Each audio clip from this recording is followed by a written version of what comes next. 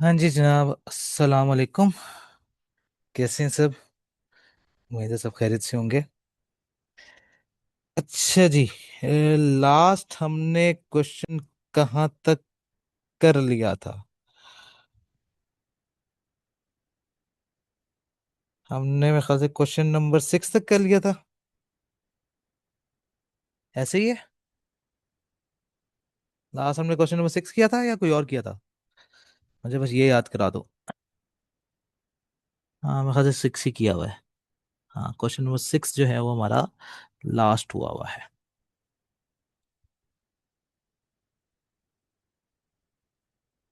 अच्छा जी। चलो, डन हो गया। अच्छा, ये आ गया हमारा। अब हमने जो करना था वो करना था क्वेश्चन नंबर 7। तो क्वेश्चन नंबर 7 की रिक्वायरमेंट पढ़ लेते हैं सबसे पहले तो। क्या कह रहा है? कहता है prepare all the necessary journal entries to record the above transactions. ठीक है, and prepare the stock ledger card to determine the value of inventory at the end of the month. ठीक है, दो काम करने हैं। एक तो क्या करना है, स्टोर लेजर कार्ड बनाना है। और एक हमने क्या करनी है, जनरल एंट्री परफॉर्म करनी है। तो पहले तो हमने देखना ये होगा कि भाई हमें मेथड कौन सा बताया गया है। ठीक है, सबसे पहले तो हम मेथड को देखेंगे कि व्हाट इज द मेथड। तो हम गए और हमने सवाल पढ़ा कि हमने एवरेज मेथड इस्तेमाल करना है या फाइफो इस्तेमाल करना है। उसने कहा जी quality limited manufacturing of washing machine, manufacturer of washing machines and the company uses perpetual method. ठीक है, परपेचुअल मेथड इस्तेमाल होगा, साथ साथ रिकॉर्डिंग होगी। For recording and weighted average method for valuation. हमने कौन सा मेथड इस्तेमाल करना है? वेटेड एवरेज इस्तेमाल करना है। यहां पे उसने मुझे बता दिया। ठीक होगी बात। वेटेड एवरेज मेथड इस्तेमाल करेंगे for valuation and the following information pertains to a raw material for the month of June 2003। ठीक है। अच्छा, अब एवरेज मेथड इस्तेमाल करना है ना, और हमें जनरल एंट्रीज पास करनी है, तो एक चीज याद रखनी है हमेशा। जब भी एवरेज मेथड के थ्रू जनरल एंट्री पास करने जाएंगे ना, तो हमारी एक मजबूरी होगी।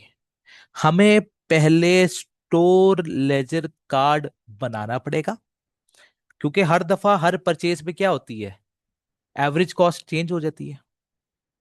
तो जब एवरेज कॉस्ट चेंज हो जाएगी, तो फिर मुझे क्या करना पड़ेगा?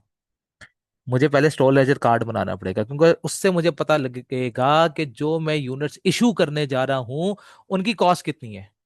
क्योंकि मैं बना क्या रहा हूँ स्टोर लेजर कार्ड, तो स्टोर लेजर कार्ड में मुझे क्या चाहिए, उसकी कॉस्ट। किसकी? इन्वेंटरी की, जो मैं इशू कर रहा हूं। तो वो हर दफा नहीं आएगी, क्योंकि फाइफो मेथड तो है नहीं कि भाई उस जो हम इशू करने लगे हैं यूनिट्स, उसका एक फिक्स कॉस्ट आएगी जो पहले से प्री डिसाइडेड है कि इस कॉस्ट वाला इशू होगा।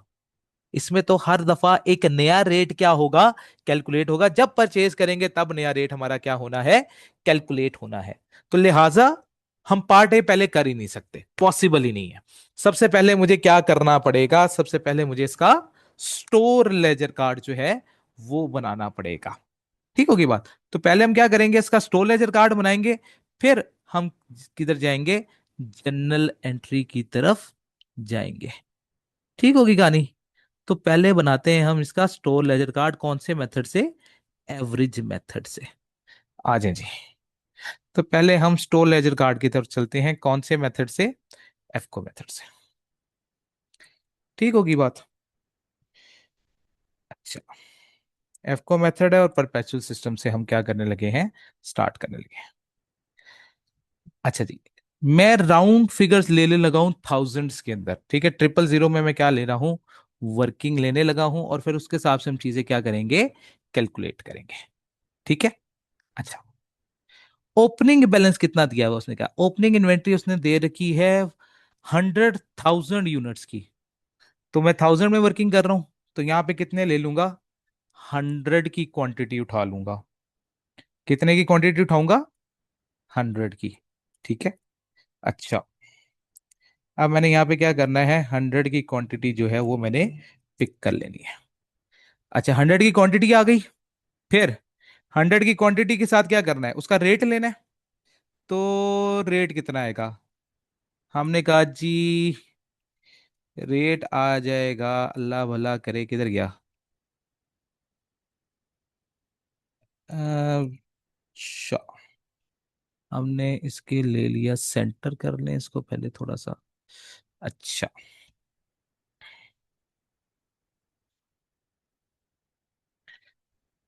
हाँ जी, 100 की क्वांटिटी, रेट क्या था उसका, 80 का। तो बताएं जी टोटल कॉस्ट कितनी आ जाएगी, क्योंकि क्वांटिटी मैंने 1000 में ली हुई है, तो फिर अमाउंट भी मेरी किस में आएगी, 1000 में ही आएगी। तो 100 मल्टीप्लाई बाय 80 कितना आ गया, 8000। ओके होगी कहानी, ठीक है। अच्छा, फिर उसके बाद नेक्स्ट, उसके बाद मैंने क्या किया है, 5 जून को मैंने परचेज किए हैं यूनिट्स, कितने, 150,000। मैंने कहा ठीक है जी, 150,000 के मैंने यूनिट्स क्या किए हैं, परचेज किए हैं। किस रेट पे, किस रेट पे परचेज किए जी, उसने कहा जी 85 के रेट पे आपने परचेज किया है। किस रेट पे परचेज किया आपने, 85 के रेट पे परचेज किया है। तो बताओ जी कितने बने, 150 मल्टीप्लाई बाय 85। जी, बता दें मुझे कितना आया, 12,750। हसन भाई दोबारा से एक बार कैलकुलेशन कर लें, 12,750। ठीक है। अब यहां से मैं क्या करूंगा, यहां से मैंने क्या करना है, इनका टोटल कर देना है, क्योंकि हम एवरेज मेथड इस्तेमाल कर रहे हैं ना। तो एवरेज मेथड में क्या करेंगे, पहले कॉस्ट का टोटल करेंगे। कॉस्ट का टोटल कितना आया, 20,000। ठीक है, 20,750। इसी तरह मैंने क्या करना है, मैंने नंबर ऑफ यूनिट्स का भी क्या कर देना है, अल्लाह वाला करे टोटल कर देना है। तो 100 यूनिट्स पहले से थे, 200 150 बाद में, तो टोटल कितने हो गए, 250 यूनिट्स। अब मैंने एवरेज कॉस्ट कैलकुलेट करनी है। अब एवरेज कॉस्ट कैलकुलेट करने के लिए क्या करूं, टोटल कॉस्ट को नंबर ऑफ यूनिट्स पे क्या कर देंगे, डिवाइड कर देंगे। क्या कर देंगे, नंबर ऑफ यूनिट्स पे डिवाइड कर दिया जाएगा। तो क्या कॉस्ट आई भाई, हमने कहा जी कॉस्ट आ गई एवरेज 83। इसका मतलब है अब जो भी यूनिट्स इशू होंगे वो किस पे होंगे, इस 83 के रेट पर इशू किए जाएंगे। अब आगे हम सी पार्ट पे। सी पार्ट पे हमने क्या किया, 150,000 यूनिट्स इशू कर दिए 6 जून को। कितने, 150। तो इशू कर दिए, तो ये मेरे इन्वेंट्री से निकल जाएंगे, ये मेरी स्टोर से निकल जाएंगे। किस रेट वाले, 83 के रेट वाले। कितने के बने, मल्टीप्लाई कर दो, बताएं जी मल्टीप्लाई करके क्या आंसर आ रहा है, 12,450। तो बकाया कितने रह गए, यूनिट्स कितने रह गए, पहले बकाया, पहले बकाया यूनिट्स पे आओ। हमने कहा जी 100 यूनिट्स बकाया रह गए, कौन से वाले, 83 के वाले, 83 के रेट वाले, कितने के, 8,300 के। इसमें कोई मसला, अच्छा। फिर उसके बाद क्या हुआ, फिर उसके बाद आए हम किसको, 12 जून को आ गए। 12 जून को क्या हुआ, कहते 5,000 defective units were return from the production to the store. Material जो हमने इशू किया था प्रोडक्शन डिपार्टमेंट को, वो वापस आ गया। कितने, 5,000 यूनिट्स। ठीक है, तो मेरी इन्वेंट्री बढ़ जाएगी, स्टोर में यूनिट्स दोबारा से बढ़ जाएंगे। किस रेट पर, हमने कहा जी 83 पर। तो 5 को मल्टीप्लाई कर दो 83, कितना आ जाएगा, बताएं जी। 5 × 83 415। ठीक है, तो ये कितने यूनिट्स हो गए भाई, हमने कहा जी 105 यूनिट हो गए 83 वाले, कितने के, 8715 के। ठीक हो गई बात। इस बारे में बात करता हूँ बेटा, मैं थोड़ी देर दीजिएगा मुझे, उसके बारे में बात करता हूँ भी। सवाल मैंने पेंडिंग छोड़ दिया आपका। अच्छा, फिर क्या आ गया मेरे पास? 15 जून। 15 जून को क्या हुआ? 15 जून को मैंने 1,50,000 यूनिट जो है वो परचेज किए हैं। किस रेट पे?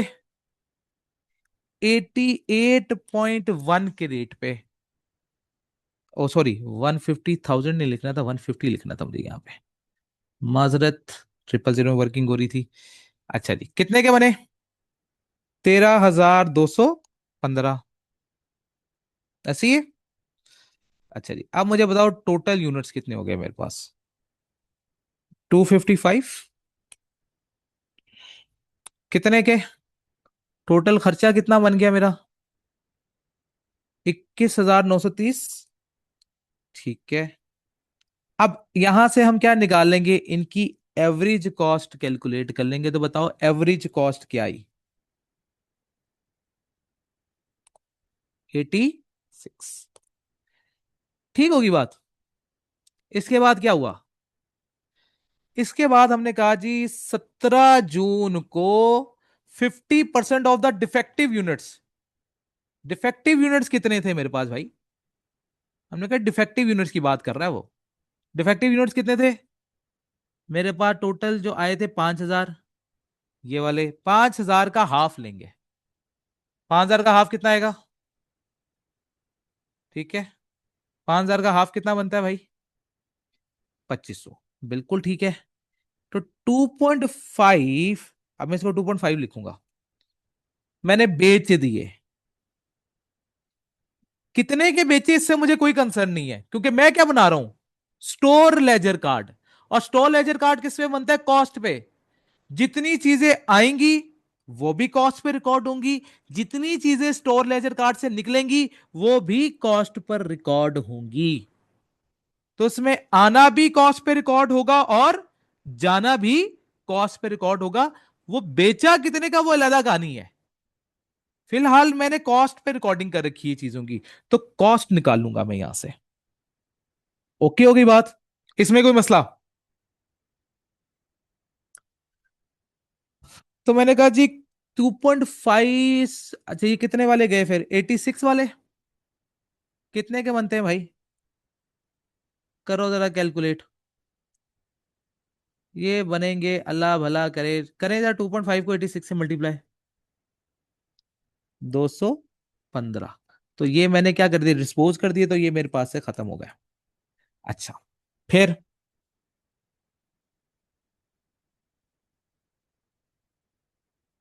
इसके बाद क्या हुआ? बाकी 50% वो क्या कह रहा है? On 18 June the remaining defective units were return to the supplier. बाकी हमने सप्लायर को वापस कर दी, यानी कि परचेज रिटर्न।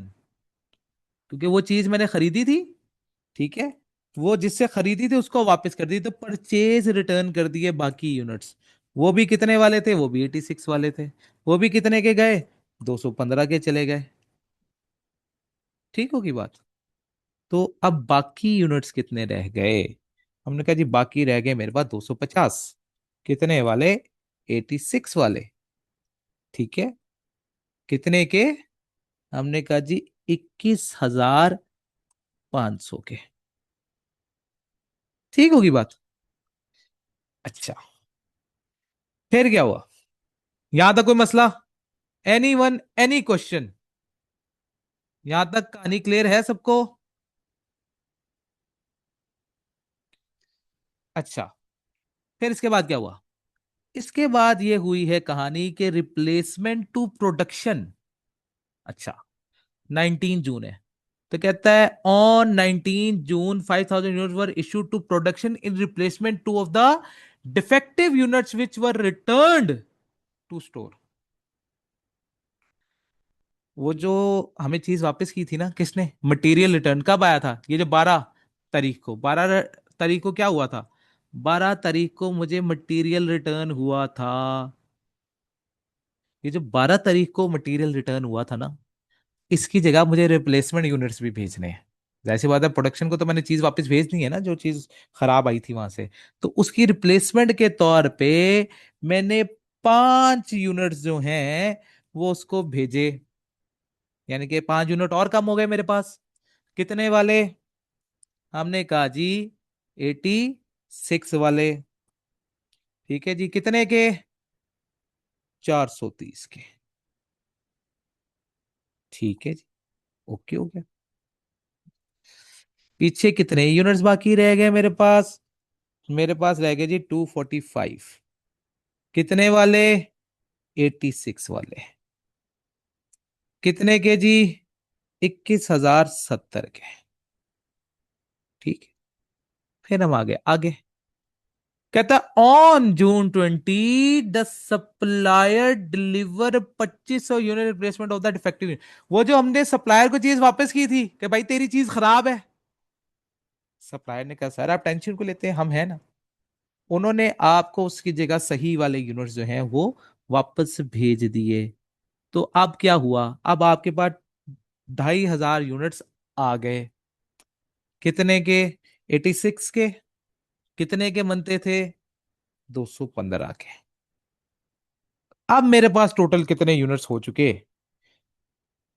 2,47,500। किस रेट वाले? हमने कहा जी 86 वाले। कितने के? 21,285। ऐसे ही है। चेक करते जाना यार, मैं जुबानी कैलकुलेशन कर रहा हूँ, गलत भी हो सकती है। ठीक है, तो ये आप लोगों ने चेक करते रहना साथ साथ। ओके। अच्छा, फिर अब फिर क्या हुआ भाई? फिर हमने क्या किए? इशू किए। हमने कितने यूनिट्स इशू किए? हमने कहा जी कि जून को 1.5 लाख यूनिट्स और इशू किए हैं। हमने कहा ठीक है, कोई मसला नहीं है। 1.5 लाख यूनिट्स इशू किए हैं। आ जाओ जी। 150 और निकल गया। किस रेट वाला? हमने कहा जी 86 वाला। ठीक हो गया। कितने का बनेगा? 12,900 का। ओके होगी बात। पीछे कितने यूनिट्स रह गए मेरे पास? 97.5। कितने वाले? 86 वाले। कितने के? 8385 के।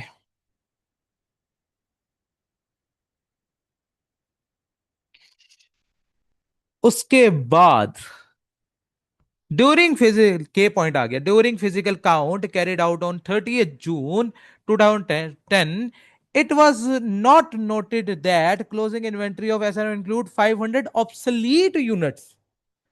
तो क्या आ गए आपके पास? ऑब्सलीट यूनिट्स आ गए।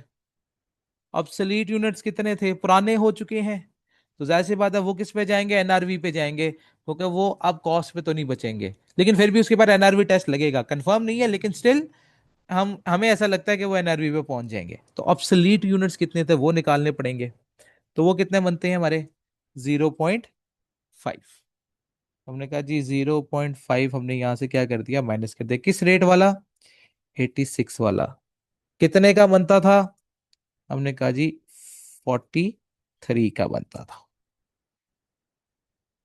ठीक होगी गानी।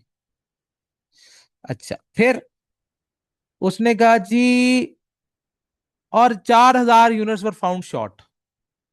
4,000 यूनिट्स थे तो वो शॉर्ट पड़ गए थे। शॉर्ट भी पड़े हैं कितने यूनिट्स? 4,000। यानी कि वो चोरी हो गए, हमारे पास का कोई हिसाब किताब नहीं, किधर गए क्या हुआ कख नहीं पता हमें। ठीक है, हम नहीं जानते कुछ कि क्या हुआ। मैंने कहा, ठीक है कोई मसला नहीं है। 86 के रेट पे कितने के बनते थे भाई? 86 × 4, यह आ जाएगा 344। ठीक है, तो अब बकाया कितने यूनिट्स रह गए? सवाल ये आया कि कितने यूनिट्स हमारे पास बकाया रह गए हैं। तो हमने कहा जी हमारे पास रह गए हैं, अल्लाह भला करे, 93,000 यूनिट्स। किस रेट वाले? 86 के रेट वाले, कितने के? 7998 के।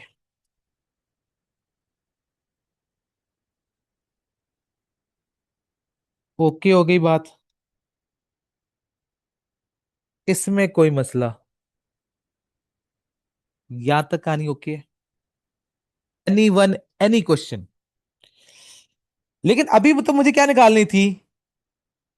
Closing inventory. अभी क्लोजिंग इन्वेंट्री पूरी नहीं हुई। ये तो कौन से वाले यूनिट्स आ गए क्लोजिंग इन्वेंट्री के? है तो सही है क्लोजिंग इन्वेंट्री, लेकिन ये क्लोजिंग इन्वेंट्री कौन सी है?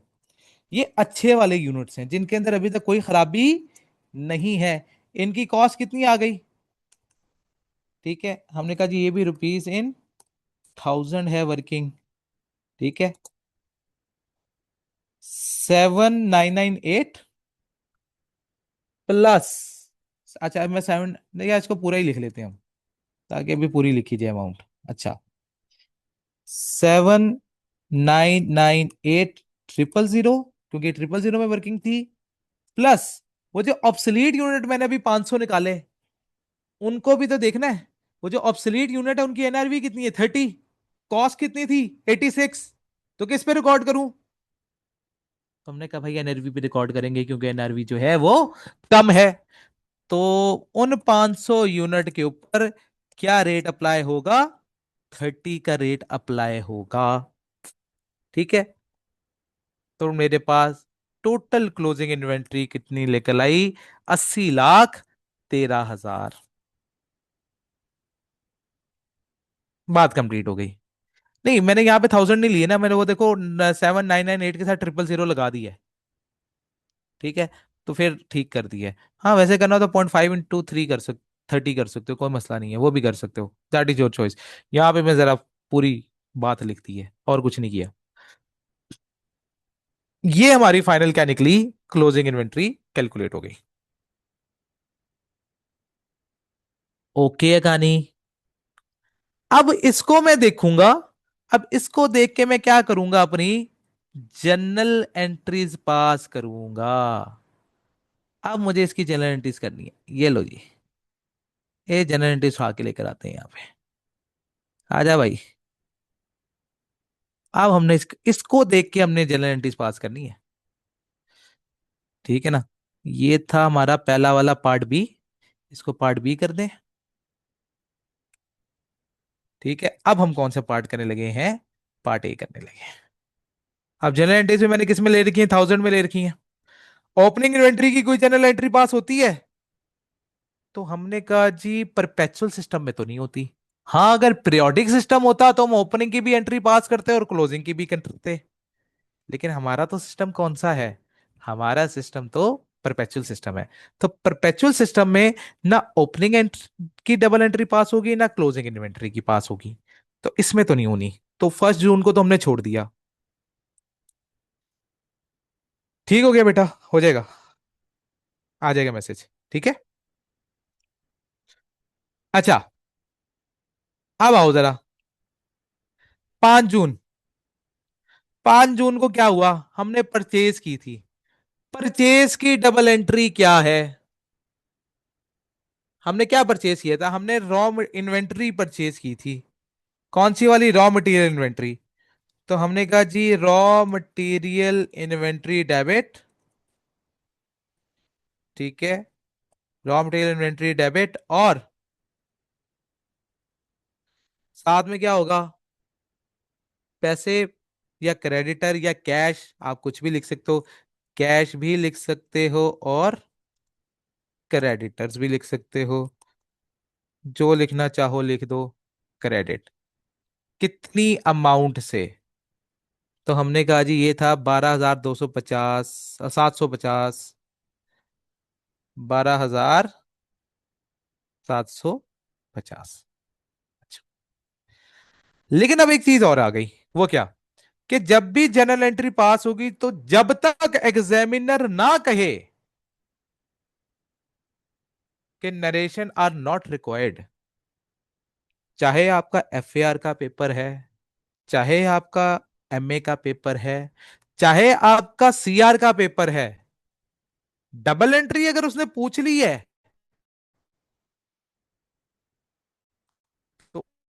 उसके साथ उसकी नरेशन देना लाजिम है।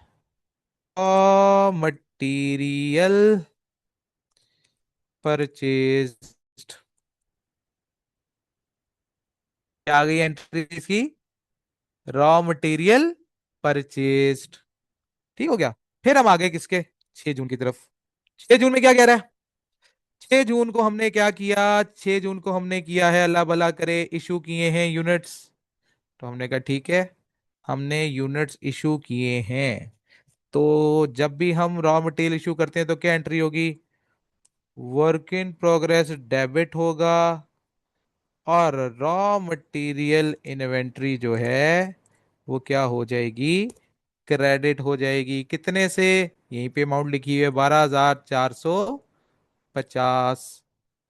12,450। और इसके साथ क्या डिस्क्रिप्शन लिखी जाएगी? कि raw material issued to production. ठीक होगी कहानी?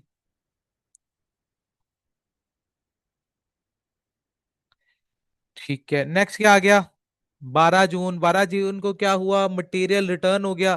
तो जब मटेरियल रिटर्न हो गया वापस आया तो रॉ मटेरियल इन्वेंट्री मेरी फिर से बढ़ गई। हमने कहा जी रॉ मटेरियल इन्वेंट्री डेबिट, और प्रोडक्शन से वापस आया तो वर्क इन प्रोग्रेस क्रेडिट।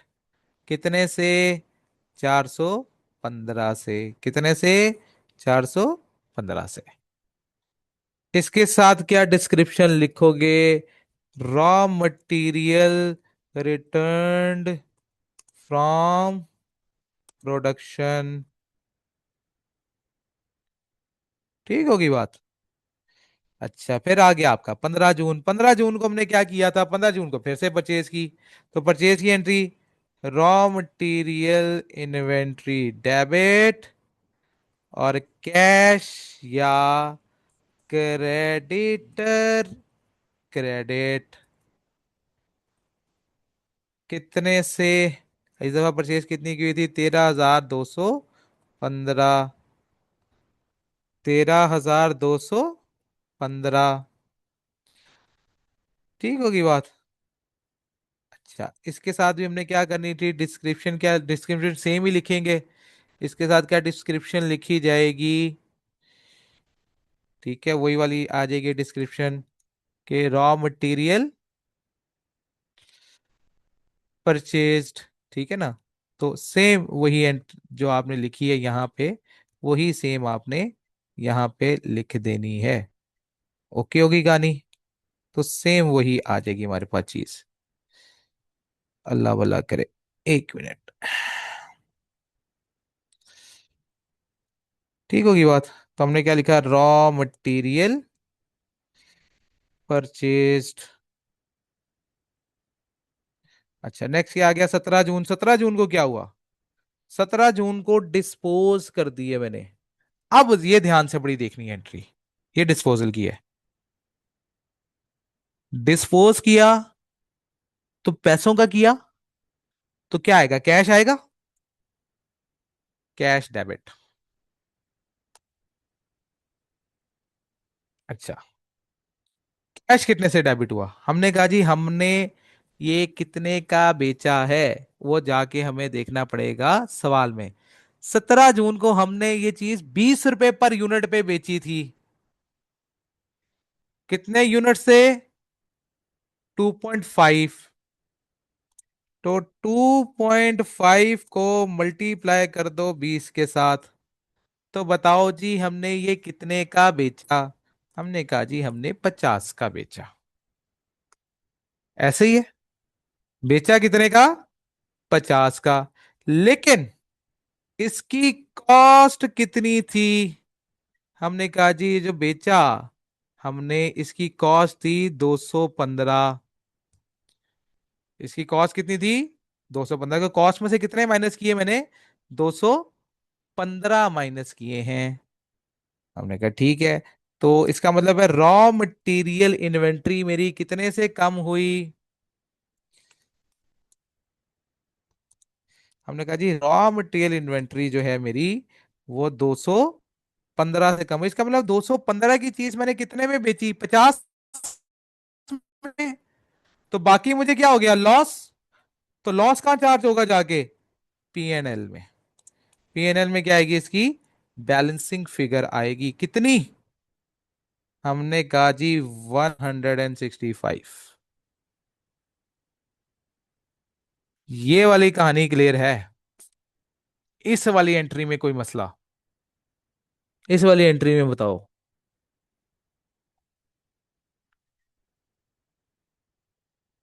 हाँ, आरएम लिख सकते हो, डब्ल्यूआईपी लिख सकते हो, कोई मसला नहीं है। Raw material work in progress को आप ये लिख सकते हो, डब्ल्यूआईपी और आरएम। ठीक है, तो ये चीजें यूज हो जाती हैं। अच्छा जी, फिर हमारे पास क्या आ गया, हमने कहा जी ओके, ठीक है, मसला ही कोई नहीं। अब इसकी हमने क्या लिखनी है, डिस्क्रिप्शन। डिस्क्रिप्शन क्या लिखेंगे, डिफेक्टिव यूनिट्स सोल्ड। अब ये मैंने बेच दिए थे, क्या लिख दिया, डिफेक्टिव यूनिट्स सोल्ड। ठीक होगी बात। फिर हम किस पे आ गए, 18 जून पे। 18 जून पे हमने क्या किया, सप्लायर को चीजें वापस की थी। तो जैसे सप्लायर को वापस किए थे, मेरा उधार कम हो गया, क्रेडिटर डेबिट। ठीक है, और रॉ मटेरियल इन्वेंट्री क्रेडिट। अच्छा, इन्वेंट्री को पूरा लिखना है, इन्वेंट्री को आईएनवी ना लिखना। रॉ मटेरियल की आरएम यूज कर सकते हो, डब्ल्यूआईपी के लिए, वर्क इन प्रोग्रेस के लिए डब्ल्यूआईपी यूज है, इन्वेंट्री के लिए पूरा ही लिखना है। ये मैं वैसे ही लिख रहा हूँ। ठीक है, जो चीज हम शॉर्ट फॉर्म में लिख सकते हैं वो मैं तुम्हें खुद बता दूंगा कि ये शॉर्ट फॉर्म में लिखी जा सकती है। ठीक है, तो हमने कितने की चीज वापस की, उसको 215 की। ठीक है, तो हमने इसके साथ क्या लिख दिया, 215। और डिस्क्रिप्शन क्या लिख दी, हमने डिस्क्रिप्शन लिख दी, raw material return to supplier. ठीक होगी कहानी, कोई मसला यहां तक। फिर आ गए हम 19 जून को। 19 जून को हमने प्रोडक्शन को चीजें वापस की। हमने कहा भाई प्रोडक्शन, भाई आपके पास से हमारे चीजों का चीजें खराब आई थी, अब हम उसकी जगह आपको रिप्लेसमेंट दे रहे हैं। तो हमने कहा ठीक है, वर्क इन प्रोग्रेस डेबिट हो जाएगा। ठीक है, और जो हमारी रॉ मटेरियल की इन्वेंट्री है, वो क्या हो जाएगी, क्रेडिट हो जाएगी। कितने से, हमने कहा जी 430 से। कितने से, 430 से। और इसके बाद हम लिखेंगे क्या, हमने इसके बाद लिखना क्या है कि replacement units, replacement units issued to production, issued to, एक मिनट, इशूड टू प्रोडक्शन। ठीक होगी कहानी। तो रिप्लेसमेंट यूनिट्स हमने इशू कर दिए प्रोडक्शन को। फिर आ गए हम 20 जून को। 20 जून को सप्लायर ने भी मुझे चीजें दे दी, तो इससे रॉ मटेरियल मेरा बढ़ गया, रॉ मटेरियल इन्वेंट्री डेबिट और क्रेडिटर क्रेडिट। कितने से, हमने कहा जी 215 से। और इसके साथ क्या लिखेंगे हम, हमने लिखना है कि replacement units, replacement units received from supplier, क्योंकि अब ये रिप्लेसमेंट यूनिट्स आए हैं वहां से। यहां तक किसी किस्म का कोई मसला, कोई सवाल, यहां तक कहानी होके जा रही है अभी तक।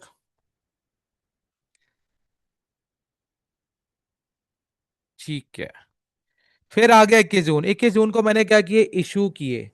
तो इशू करते वक्त फिर क्या एंट्री पास हुई, वर्क इन प्रोग्रेस डेबिट और रॉ मटेरियल इन्वेंट्री क्रेडिट।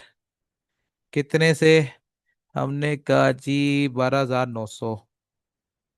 ठीक है, 12,900। और हमने क्या किया, हमने कहा जी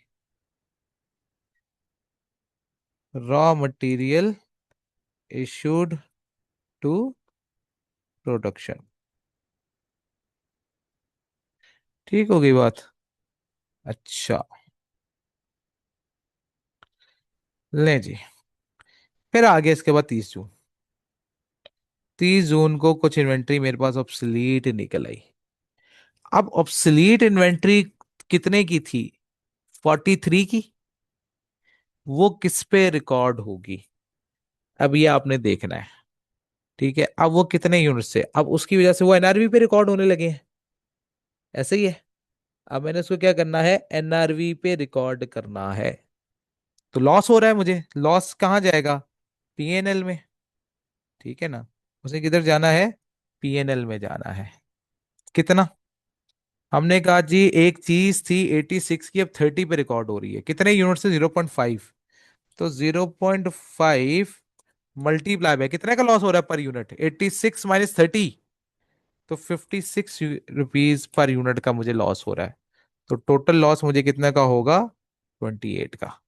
तो मेरी रॉ मटेरियल इन्वेंट्री की वैल्यू कितने से क्या हो जाएगी? कम हो जाएगी। कितने से? 28 से। और इसके साथ हम डिस्क्रिप्शन क्या लिखेंगे? डिस्क्रिप्शन आएगी हमारे पास, अल्लाह भला करे, raw material inventory, raw material inventory जो है recorded at NRV, recorded at NRV. तो एनआरवी पे हमने इसको रिकॉर्ड कर दिया है। या हम इसको ये भी लिख सकते हैं, एनआरवी लॉस। और कुछ ना लिखना हो, ज्यादा आसान लिखना हो, बहुत लंबी स्टेटमेंट नहीं लिखना चाह रहे, तो एनआरवी लॉस रिकग्नाइज्ड। तो ये भी लिख सकते हो आप इसके साथ। ठीक है। तो जो जुमला लिखना चाहो आप लिख सकते हो। सुन लो। अब हमने जो ये ऑब्सलीट इन्वेंट्री थी, ऑब्सलीट का मतलब क्या होता है? पुरानी हो चुकी है। तो जब पुरानी हो गई है तो उसके ऊपर क्या लगना है? एनआरवी टेस्ट लगना था। अब जब एनआरवी टेस्ट लगना था तो अभी चीज कितने की थी? हमने कहा जी अभी चीज थी जो कॉस्ट में रिकॉर्ड हुई थी वो तो 86 की रिकॉर्ड हुई थी। ऐसे ही है। लेकिन जब मैंने उसको एनआरवी में रिकॉर्ड किया तो वो कितने की हो गई? 30 की हो गई। तो एक यूनिट पे मुझे कितना लॉस आ गया? मुझे लॉस आ गया तकरीबन 56 रुपए का। अब ये थे कितने यूनिट? 500। मैं वर्किंग किस में कर रहा था? थाउजेंड्स में। तो 500 का क्या लिखूंगा? 0.5। तो 0.5 multiply by per unit loss मुझे कितना हो रहा है? 56 का। मैंने 56 से मल्टीप्लाई कर दिया, तो तकरीबन 28,000 का मुझे लॉस हो रहा है, जिसको हम रॉ मटेरियल इन्वेंट्री में क्या कर देंगे? ट्रांसफर कर देंगे।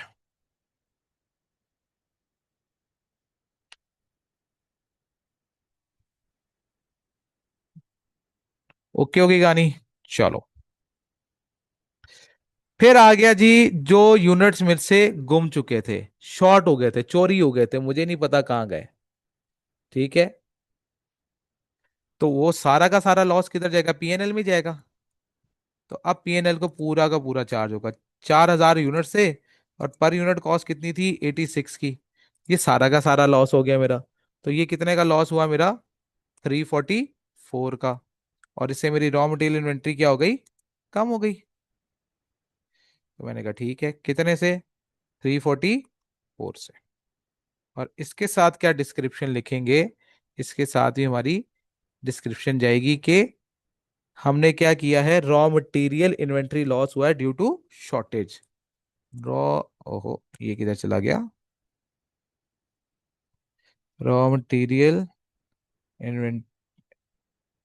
Inventory loss due to shortfall. जी जनाब। मुझे बता दें जी, इसमें किसी किस्म का कोई मसला, कोई सवाल? यहां तक कहानियां ओके हैं? चलो, गुड हो गया। इसके बाद हम चलते हैं अपने नेक्स्ट क्वेश्चन की अच्छा फुल क्वेश्चन दिखा दें, ये ले भाई। ये हमारा फुल फ्लेज का नहीं, ये हमारी। ठीक हो गई बात। ले जी।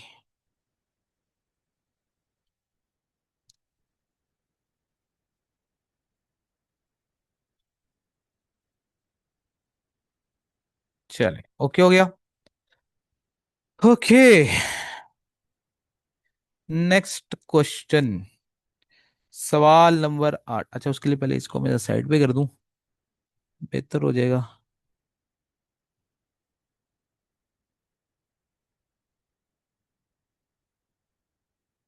चल जा भाई जगह से, 1 मिनट।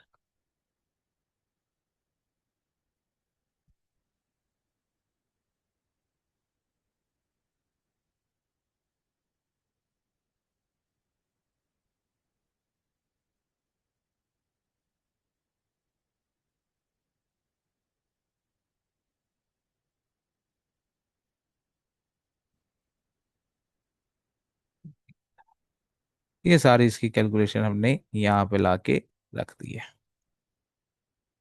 ठीक हो गई बात। अब हम पढ़ते हैं सवाल नंबर 8 को। सवाल नंबर 8 में क्या कह रहा है? Let's see question number 8। Prepare the necessary journal entries to record the above transaction relating to inventory. हमने इन्वेंट्री से रिलेटेड कुछ जर्नल एंट्रीज पास करनी है। वो तो चलो हो जाएंगी, उसका मसला नहीं है, लेकिन प्रॉब्लम एक और है।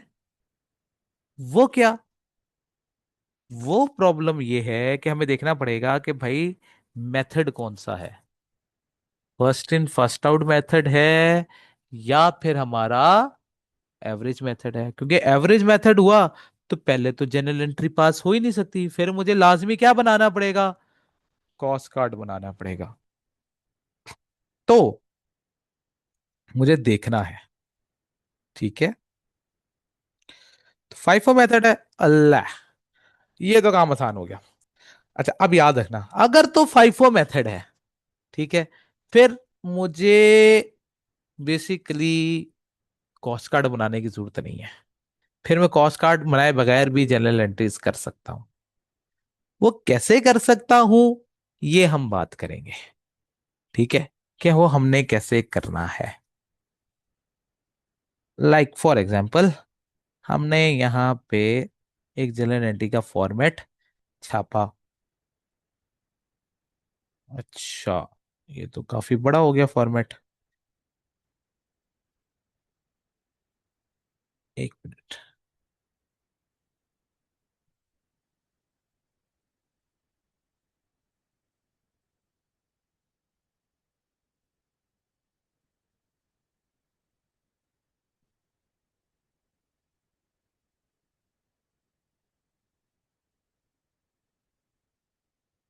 अच्छा,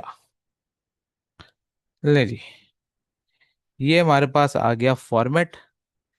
क्वेश्चन नंबर कौन सा है ये? 8 है, ठीक है। इसके कोई पार्ट वगैरह तो है नहीं, ये हमने मिटा दिया, ठीक है। डेट हम लिख लेंगे बाद में, ठीक है। ये सारा इसका हम यहाँ से खत्म कर देते हैं।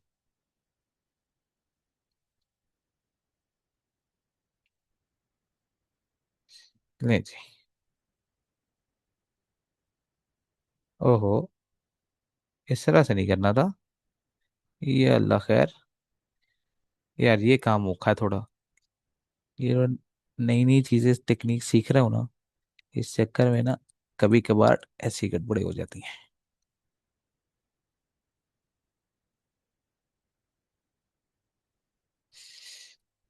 अय है।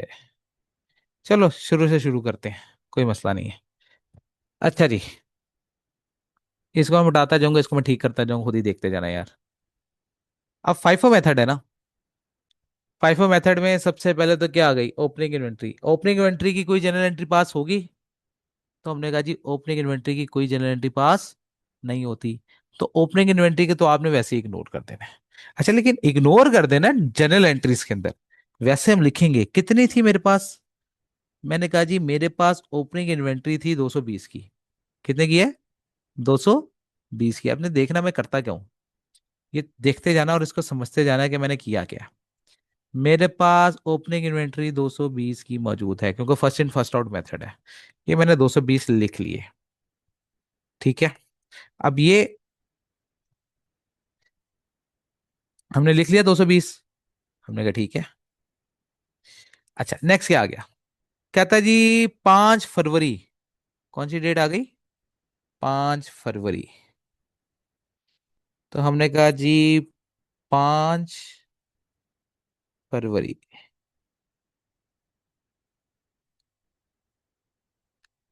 5 फरवरी को हम आए, और 5 फरवरी को हमने क्या की है? यूनिट्स परचेज किए हैं। तो हम क्या करेंगे? इन्वेंट्री डेबिट करेंगे, और कैश या पेबल्स या क्रेडिटर्स क्या कर देंगे? क्रेडिट कर देंगे। कितने से? हमने कहा जी 280 थे। 2,80,000 मल्टीप्लाई बाय 7200 कितना आ रहा है? करो जरा मल्टीप्लाई। 2,80,000 multiply by 7,200। हाँ भाई बताओ। शहजादे हो। अच्छा जी। ये 000 में वर्किंग की है तुमने? ठीक है, मैं इसको मिलियंस में लेके जा रहा हूँ। वो ये भी बहुत ज्यादा है। ठीक है, तो हम इसको 000 के बजाय किस में लेके जा रहे हैं? मिलियंस में। तो 6 जीरो काट दो। ठीक है। तो बेसिकली मैंने किसको किसके साथ 3 जीरो में इधर से काटूंगा, 3 जीरो उधर से काटूंगा ताकि बराबर हो जाए। मैंने 280 को मल्टीप्लाई कर दिया 7.2 के साथ। मैंने अपनी जिंदगी थोड़ी सी क्या कर ली है? आसान कर ली है। तो जब मैं मल्टीप्लाई करूंगा तो कितना आया? हमने कहा जी 2016। कितना आया? 2016। और इसके साथ हमने क्या किया? Inventory purchased. अब ये रॉ मटेरियल नहीं है क्योंकि फिनिश गुड्स है। तो इन्वेंट्री परचेज्ड आएगा इसके साथ। ये बात समझ आई है? इसमें कोई मसला? चलो नॉर्मल रहने देते हैं, उसमें भी कोई मसला नहीं है। यार असल में जगह बहुत घिरती है ना, कि टाइम नहीं होता इतना लिखने का। तो ठीक है, मुझे कोई मसला नहीं है, ये लो। मैंने ये कर दिया मल्टीप्लाई। ठीक है। चलो, फिर उसके बाद कौन सी डेट आई अगली? अ- अगली तारीख मेरे पास क्या आ गई है, अल्लाह भला करे। अगला हमारे पास आ गया। ओहो, यार ये क्या हुआ? आधे पे तो ये आ जाता है भाई साहब। ये तंग करता है मुझे। हाँ अब ठीक है। अच्छा जी, फिर क्या हुआ? फिर हमने कहा जी 1,80,000 यूनिट सोल्ड कर दिए हमने 10 फरवरी को। कब किए हैं? 10 फरवरी को किए हैं। हमने कहा ठीक है। 10 फेब को हमने यूनिट सोल्ड कर दिए। अब जब भी यूनिट्स में सोल्ड करूंगा तो फिर मैं क्या एंट्री पास करूंगा, क्योंकि ये तो फिनिश गुड्स हैं। अब फिनिश गुड्स की एंट्री क्या पास होती है? Cost of goods sold debit. Cost of goods sold debit. कितने यूनिट्स बेचे? 180। हमने कहा जी 1,80,000। किस रेट वाले? अब देखो मेरे पास 220 पहले के पड़े हुए थे। ठीक है, उसके बाद 280 में और ले आया था। अब जो 180 मेरे पास से जा रहे, फाइफो मेथड है ना, तो ये वाले में से जाएंगे, पहले वाले में से। पहले वाले का रेट क्या था? पहले वाले में से 180 निकल जाएंगे तो कितने बाकी रह जाएंगे? 40 बाकी रह जाएंगे। ठीक है। तो ये जाएंगे आपके किस रेट पे? ओपनिंग आपकी इन्वेंट्री कितने पे थी? 7,000 के रेट पे थी। तो मल्टीप्लाई किससे कर देंगे? 7,000 से मल्टीप्लाई कर देंगे। ओके हो गई कहानी? तो हमने कहा जी इसको हम 7,000 से मल्टीप्लाई कर दिया, और कितना आ गया ये? अल्लाह भला करे 1,260। और इन्वेंट्री मेरी क्या हो गई? क्रेडिट हो गई। ठीक हो गई बात? तो इन्वेंट्री मैंने क्या कर दी है? क्रेडिट कर दी है 1,260 से। और इसके साथ मैं डिस्क्रिप्शन क्या लिखूंगा? Material, sorry, inventory sold. बस ठीक है, इन्वेंट्री सोल्ड। ओके होगी बात? To KL। लो जी, इसमें कोई मसला?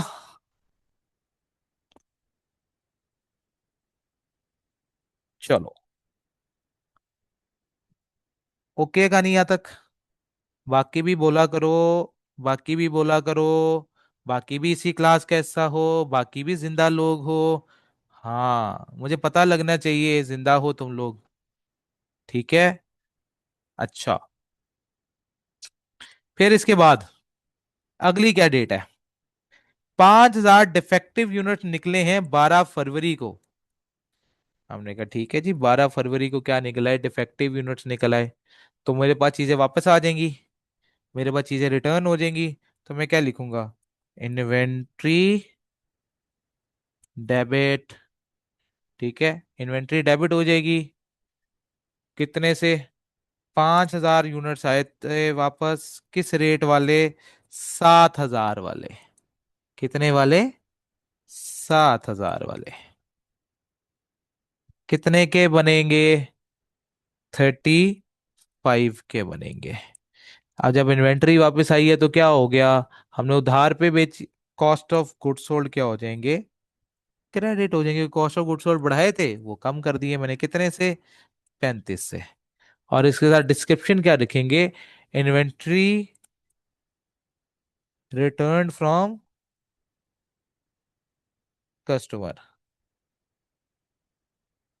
ठीक हो गई कहानी। अब कितने यूनिट्स वापस आए मेरे पास? 5,000। तो ये पेन, ये कितना था? पेन 40 था, 40 कितना हो गया? 45 हो गया। क्योंकि अब 45 यूनिट्स मेरे पास कौन से वाले पड़े हुए हैं? 7,000 वाले पड़े हुए हैं। ठीक है, बस ये एक रफ वर्क करना है तुम लोगों ने।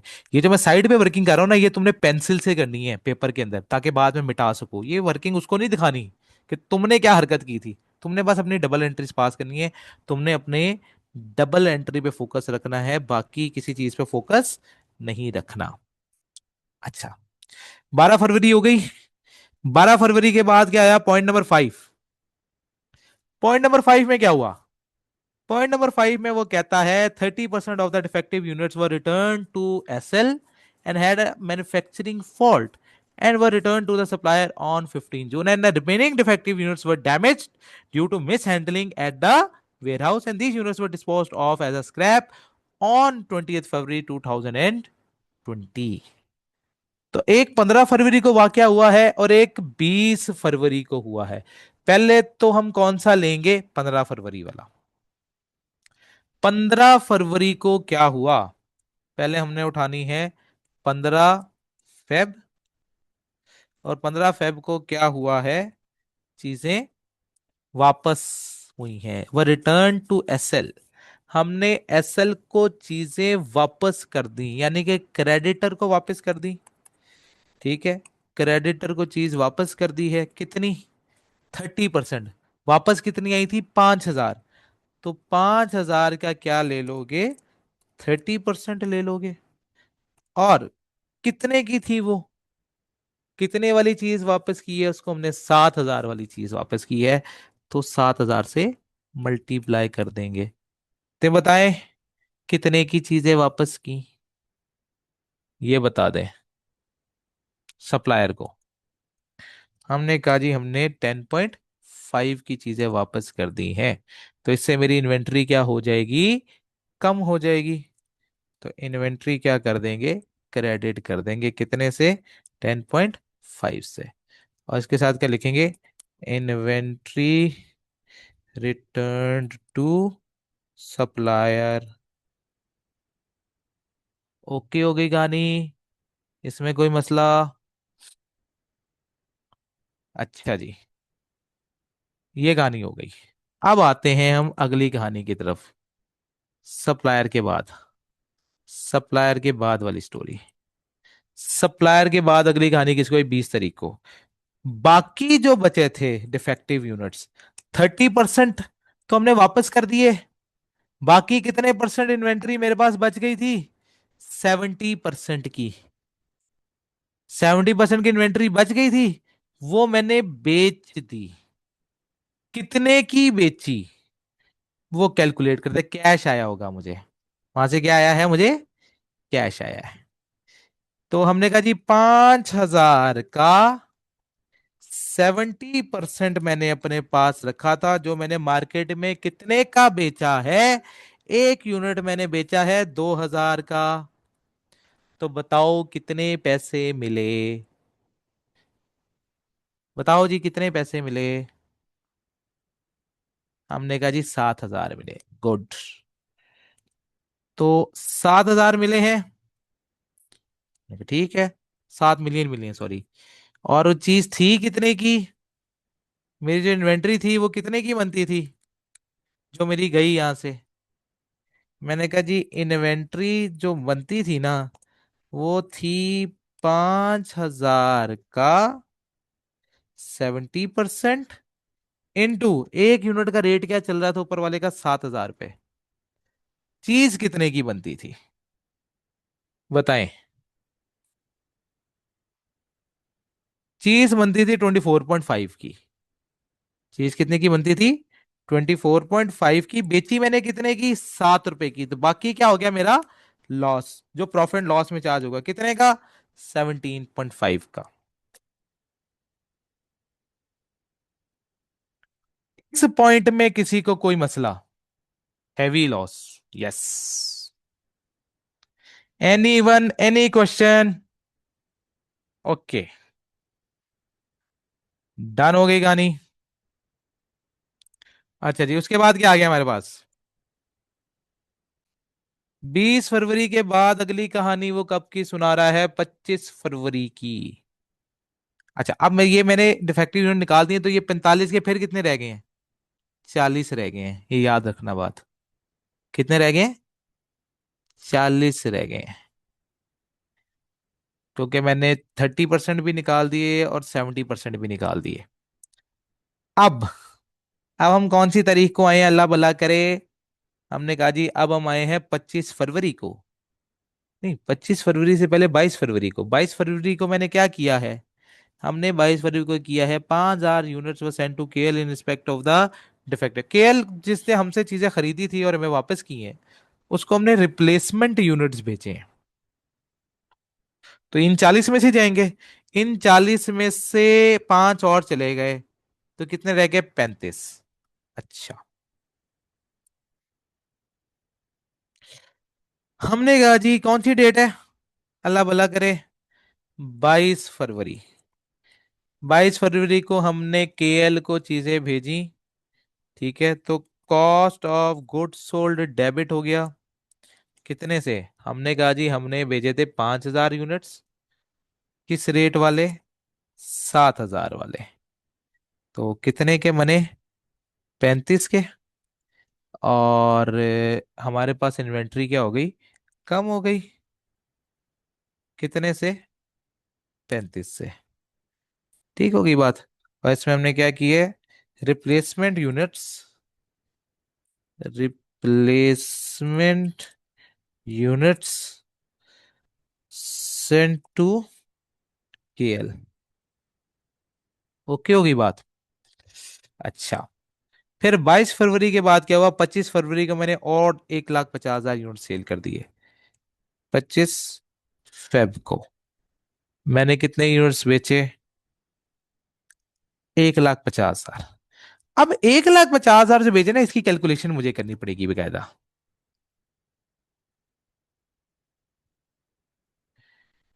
क्योंकि ये वाली वर्किंग एग्जिस्ट ही नहीं करती ना, क्या मैं कांट झांट करी जा रहा हूँ, ये कोई वर्किंग एग्जिस्ट नहीं करती। ठीक है, इसके लिए कॉस्ट कार्ड बनाना, वर्किंग बनाते हैं तो फिर कॉस्ट कार्ड की बनाते हैं, कॉस्ट कार्ड बनाने जाओगे 9 नंबर के लिए तो फिर बेवकूफी है। फाइफो में याद रखो कॉस्ट कार्ड के बगैर काम चल सकता है। ठीक है ना, वो एवरेज है जिसमें कॉस्ट कार्ड के बगैर नहीं चल सकता, क्योंकि जो पहले है वो पहले जाएगा, जो बाद में है वो बाद में जाएगा। ठीक है। अब देखो, अब मेरे पास कितने यूनिट्स बचे हुए हैं, 35 यूनिट बचे हुए हैं 7,000 वाले, और 280 बचे हुए हैं मेरे पास 7200 वाले। ठीक है ना, ये मेरे पास इन्वेंट्री बाकी रह गई है। अब मैंने इसके हिसाब से करना है काम। अभी मैंने कितने यूनिट्स इशू किए, मैंने कहा जी अभी मैंने 1.5 लाख यानी कि 150 यूनिट इशू किए हैं। फाइफो मेथड है, तो फाइफो मेथड में 35 तो ये जाएंगे, और बाकी कितने बचे, 115, 115 इसके अंदर से चले जाएंगे। 115 जाएंगे ये वाले, और बकाया कितने रह जाएंगे इसको काट के, 115 के बाद 165 बकाया रह जाएंगे। तो 35 इशू होंगे 7,000 वाले, और 115 इशू होंगे 7200 वाले। ठीक होगी बात। तो इसके लिए मुझे क्या करनी पड़ेगी, वर्किंग करनी पड़ेगी। ठीक है। तो 25 फरवरी को मैंने क्या किया है, इशू किए हैं कॉस्ट ऑफ गुड्स सोल्ड, इसके लिए मुझे करनी पड़ेगी वर्किंग नंबर वन, इसकी वर्किंग करूंगा मैं। ठीक है, इसकी एक वर्किंग करूंगा मैं, उसको वर्किंग करके शो करूंगा। वो मैंने 40 में से कम कर दिए थे ना, 40 थे ना रह गए मेरे पास, 40 में से मैंने निकाल दिए थे। ठीक है, 40 में से 35 रह गए थे फिर। अब इसके लिए मैंने की वर्किंग नंबर वन ये वाली, क्योंकि ये अलग अलग प्राइसेस पे क्या हो रहे हैं, सेल हो रहे हैं। तो वर्किंग नंबर वन हमने कहा जी, 35,000 यूनिट्स जो हैं वो कितने रुपए वाले बिक रहे हैं, 7,000 वाले। ठीक है, प्लस 1,15,000 यूनिट जो हैं वो बिक रहे हैं कितने वाले, 7200 वाले। तो बताओ जी टोटल खर्चा कितना आया, 1073,000,000। ये लो जी, तो ये आ गया 1073, cost of good sold debit और इन्वेंट्री क्रेडिट, कितने से, 1073 से। ओके होगी बात। तो इसके साथ क्या लिखेंगे, यूनिट्स सोल्ड।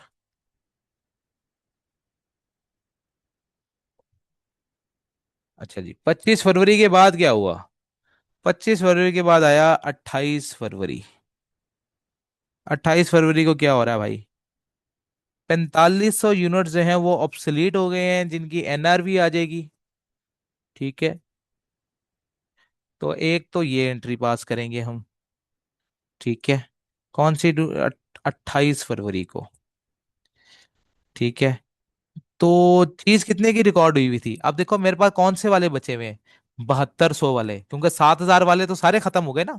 अब ये जो 165 मेरे पास यूनिट्स बचे हुए, ये कौन से वाले हैं, ये 7200 वाले बचे हुए हैं मेरे पास। ठीक है, तो 7200 को अब किस पे रिकॉर्ड किया जाएगा, 6,000 पे। तो एनआरवी लॉस पर यूनिट कितनी आएगी मेरे पास, अगर मैं एनआरवी लॉस कैलकुलेट करने जाऊं। मैंने कहा जी, एनआरवी लॉस आएगा मेरे पास, अल्लाह भला करे, 7200 माइनस 6,000। ठीक है, यह आ जाएगा 1200। और कितने नंबर ऑफ यूनिट्स पे आएगी ये कहानी, हमने कहा जी 4500 पे। तो इसको मल्टीप्लाई किससे कर देंगे, 4500 के साथ कर देंगे, तो कितना आ जाएगा मेरे पास, 5.4। ठीक है, तो हमने कहा ठीक है कोई मसला नहीं है। तो हमने इसके साथ क्या किया, हमने कहा जी ये लॉस में रिकॉर्ड होता है। ठीक है, तो ये पीएनएल में जाएगा, पीएनएल में जाएगा कितना, 5.4। ठीक है, और इसमें कम क्या होगी मेरी इन्वेंट्री, कितने से, 5.4 से। और इसके बाद मैं डिस्क्रिप्शन क्या लिखूंगा, NRV loss recognised, NRV loss recognised. ठीक होगी बात। और बाकी 500 यूनिट जो थे वो मिसिंग हो गए थे, वो भी 28 फरवरी को ही आएंगे। हमने कहा ठीक है जी, 28 फरवरी को पीएनएल में मिसिंग वैल्यूज भी क्या होंगी, रिकॉर्ड होंगी। तो कितने यूनिट थे, 500, कितने वाले, 7200 वाले। ठीक है, तो 500 को आप मल्टीप्लाई कर दोगे 7200 के साथ, तो ये कितना आ जाएगा, 3.6 आ जाएगा। और साथ में मेरी क्या हो जाएगी, इन्वेंट्री कम हो जाएगी, कितने से, 3.6 से। और इसके साथ क्या लिखूंगा, loss due to miss, loss recorded due to missing, क्या लिखेंगे यार, एक मिनट।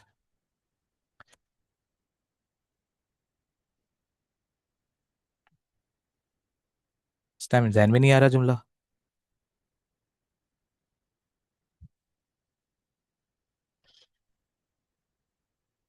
हाँ ठीक है, लॉस ड्यू टू थेफ्ट लिख दो। हाँ ये ज्यादा better, loss due to theft, ये ज्यादा बेहतर हो जाएगा। ओके हो गई कहानी, कोई मसला।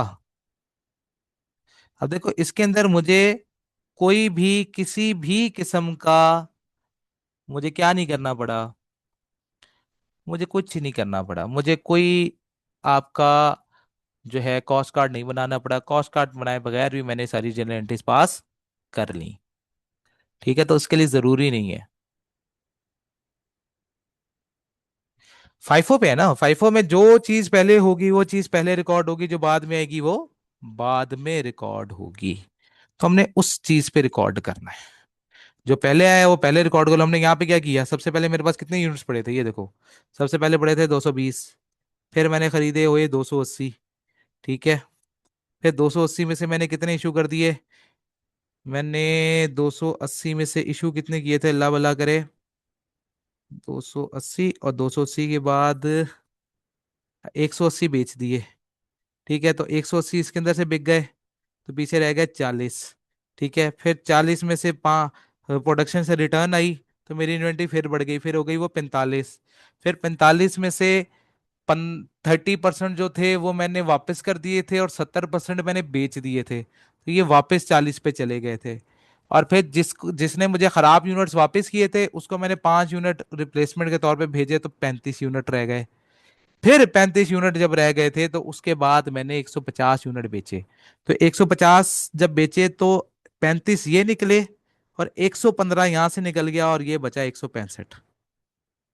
ठीक है, फिर इस 165 में से अगली कैलकुलेशन मेरी हुई जिसके अंदर मुझे क्या हुए, लॉसेस हुए। जिसमें क्या था, 4500 जो था वो ऑब्सलीट में निकल गया। ठीक है, 4500 ऑब्सलीट में निकला तो रह गया कितना, 120। और 5 निकल गया जो चोरी हो चुका था, तो 115 गुड यूनिट थे, और 45 मेरे पास ऑब्सलीट वाले यूनिट थे। ठीक होगी बात। नहीं, फिर क्या कहना चाह रहे हैं? मुझे बात नहीं समझ आई। इनके साथ इनका रेट अटैच है ना। देखो ये कौन से रेट वाले थे, ये जिनकी ये कट कांट छांट कर रहा था। अच्छा नहीं यार, वो बहुत लंबा कॉस्ट कार्ड बनाने जाओगे तो वो बहुत लंबा काम होगा। वो बहुत लंबा काम है, वो मैं आपको यहाँ पे रिकमेंड नहीं करूंगा। ठीक है, वो फिर आधा टाइम उसी में लग जाएगा। ठीक है, वो बहुत लंबा टाइम है, इतना पेपर में हमारे पास टाइम नहीं होता, पेपर में पहले इतनी सवाल हो रहा होता। ठीक है, तो आपने पेपर में सवाल करना है ना, आपका जो है पेपर का फोकस होना चाहिए।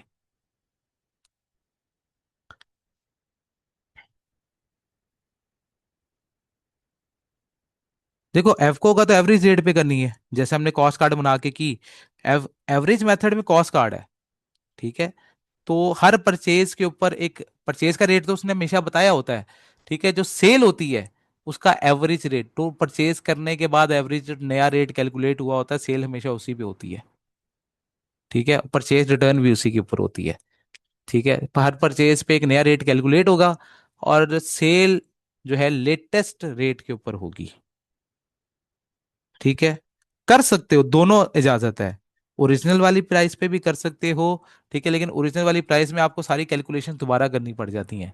तो शॉर्टकट करने के लिए दोनों की इजाजत है, आपने बेशक अपनी ओरिजिनल प्राइस पे करना, ओरिजिनल प्राइस पे कर दो, लेकिन उससे वर्किंग बढ़ जाती है आपकी। ठीक है, तो रिकमेंडेड ये होता है कि जो एवरेज रेट उस टाइम चल रहा है उसी पे आप रिटर्न कर दो, कोई फर्क नहीं पड़ता। बड़ा माइनर सा फर्क आता है जवाब में, तो वो कहता है कि जो इनसिग्निफिकेंट डिफरेंसेस हैं उसको हम ज्यादा नहीं कंसीडर करते, तो आप इसको बेशक एवरेज रेट पे भी कैलकुलेट कर लो, कोई मसला नहीं है, कबाहत नहीं है इसके अंदर। ठीक है,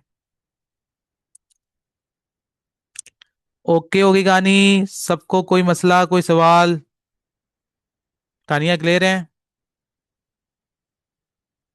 हम्म।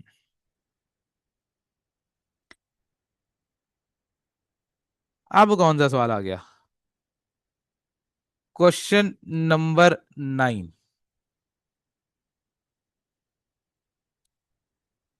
ये लास्ट क्वेश्चन है, क्वेश्चन 9, मेरे ख्याल से। हाँ, क्वेश्चन नंबर 9 लास्ट क्वेश्चन है बेटा, खत्म फिर। ये लास्ट क्वेश्चन हम करने लगे हैं, और ये सारे पास पेपर के क्वेश्चन है। ठीक है, तो ये हम सारे के सारे पास पेपर के क्वेश्चंस कर रहे हैं। ओके होगी ना बात?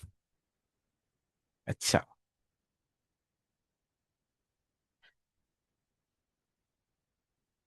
वाह वाह वाह वाह, ये जो हमने क्वेश्चन नंबर 5 से शुरू किया हुआ है ना, क्वेश्चन 5, 6, 7, 8 और ये 9, ये सारे पास पेपर क्वेश्चन है बेटा। टेंशन नहीं लेनी। पास पेपर क्वेश्चन साथ साथ कराऊंगा, हर चैप्टर के, इनशाला। ठीक है ना, तो परेशान नहीं होना है तुम लोगों ने, ये मेरी टेंशन है।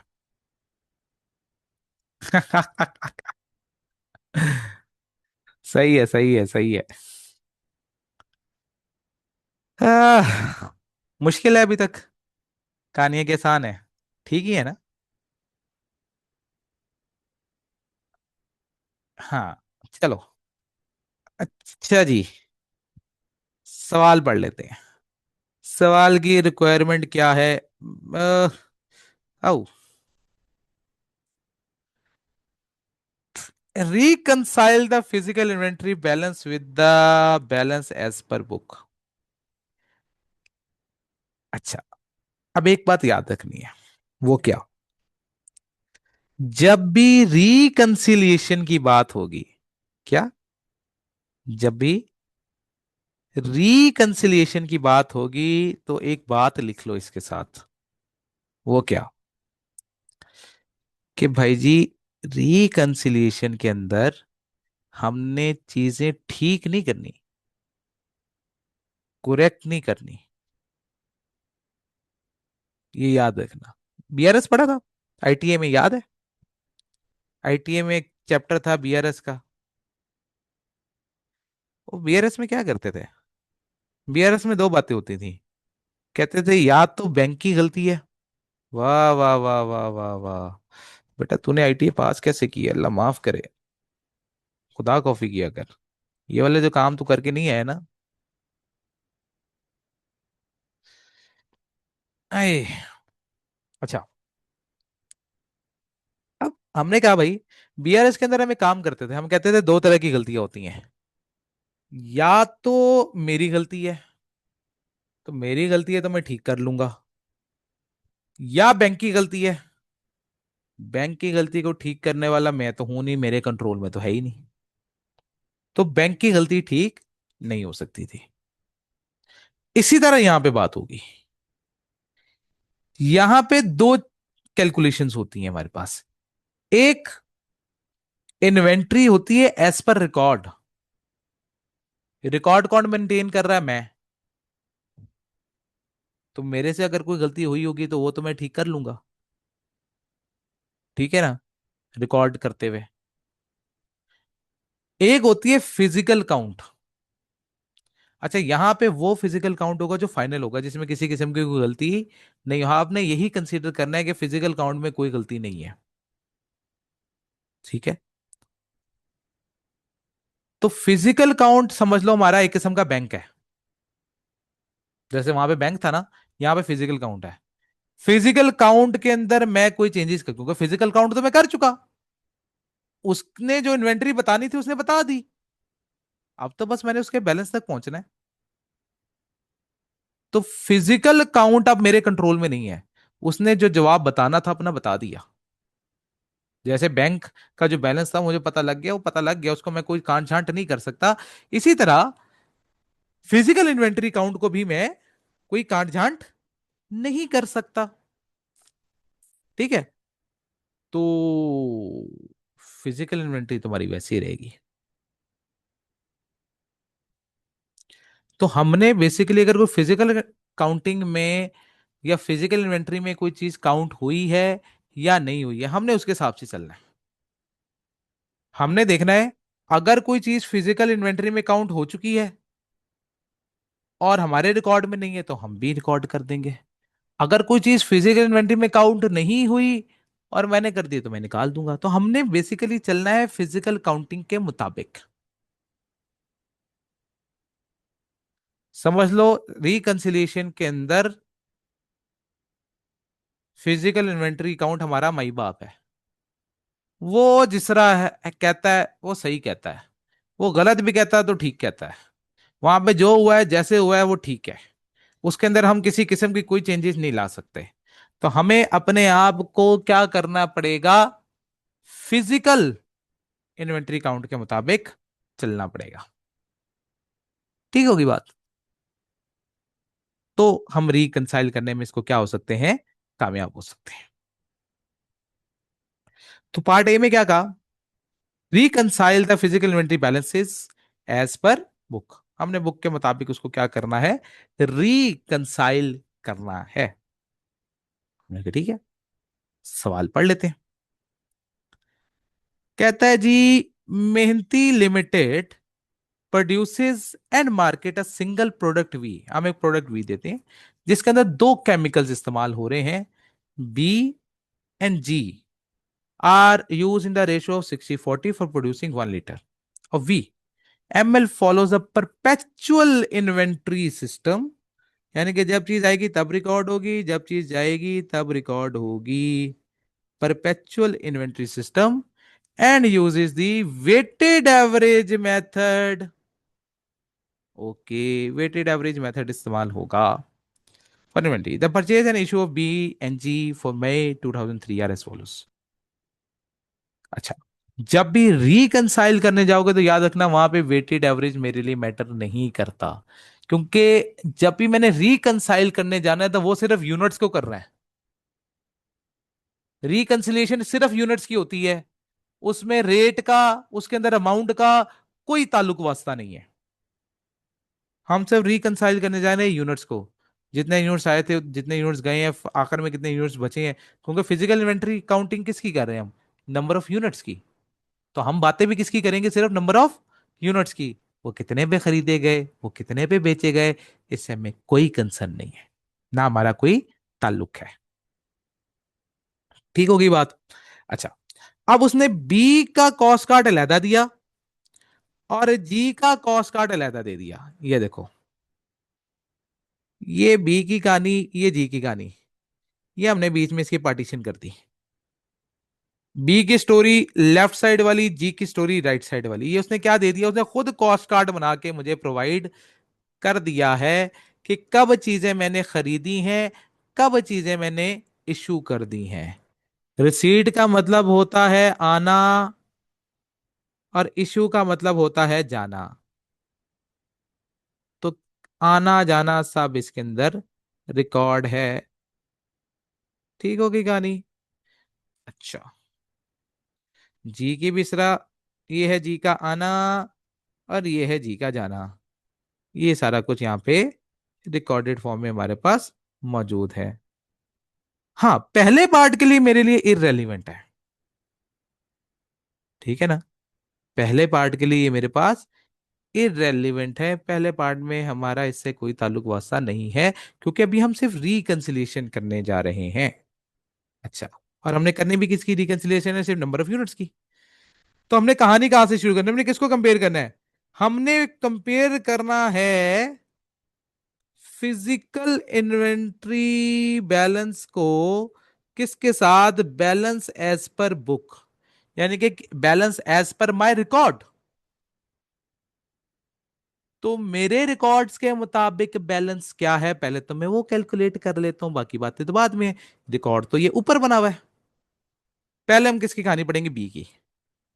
बी के ओपनिंग यूनिट्स कितने थे, बी के ओपनिंग यूनिट्स थे 1000। बी के ओपनिंग यूनिट्स कितने थे, 1000। ये लो जी, बी के ओपनिंग यूनिट्स 1000 आ गए। और बी मैंने खरीदा कितना ड्यूरिंग द ईयर, 420 यूनिट ये खरीदे, 500 ये खरीदे। इशू कितने किए, 560, 300, 250 और 500। तो 1000 plus 420 plus 500 minus 560 minus 300 minus 250 और minus 500।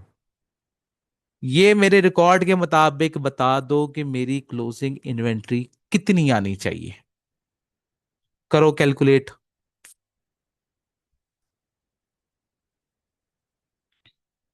1000 plus 420 plus 500 minus 560 minus वो तो फलां तो डमकाना, कितना आ गया, 310। तो ये एज पर क्या आ गया माय रिकॉर्ड, ये देखो जी, एज पर माय रिकॉर्ड मेरी इन्वेंट्री कितनी आ रही है, 310 आ रही है। आ गई, हमने कहा जी आ गई। अब हम इसको रिकंसाइल करना शुरू करें, क्योंकि मेरे रिकॉर्ड बता रहे हैं 310 है, लेकिन जब मैं फिजिकली काउंट करने गया तो पॉइंट नंबर 2 पढ़ो, फिजिकल काउंट में कितने यूनिट्स हैं? 535 यूनिट हैं। मेरे रिकॉर्ड तो 310 बता रहे हैं।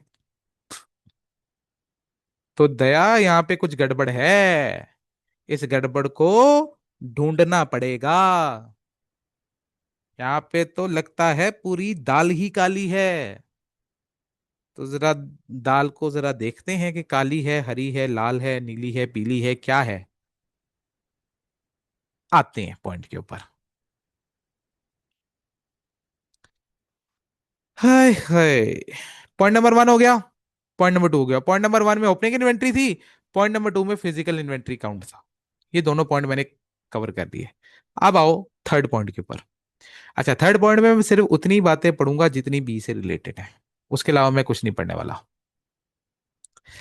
कहता है, due to contamination 95 liters of B were excluded from the stock check. यानी कि स्टॉक चेक का मतलब क्या? Physical count. फिजिकल काउंटिंग के वक्त मैंने कंटेमिनेटेड यूनिट्स जो थे 95 लीटर्स, वो मैंने फिजिकल काउंट में काउंट नहीं किए। नहीं किए, निकाल दिए। रिकॉर्ड में तो थे ना, लेकिन फिजिकल काउंट करते वक्त मैंने नहीं काउंट किए। तो ओके, जो वो कहता है सही कहता है, मैं भी निकाल देता हूं। मैं भी उसे काउंट नहीं करा, क्योंकि फिजिकल काउंटिंग में वो काउंट ही नहीं हुए। तो मैं क्या करूंगा? माइनस कर दूंगा कंटेमिनेटेड यूनिट्स। तो ये देखो, कंटेमिनेटेड यूनिट्स क्या कर दिए हमने? माइनस कर दिए कितने? 95। कोई मसला?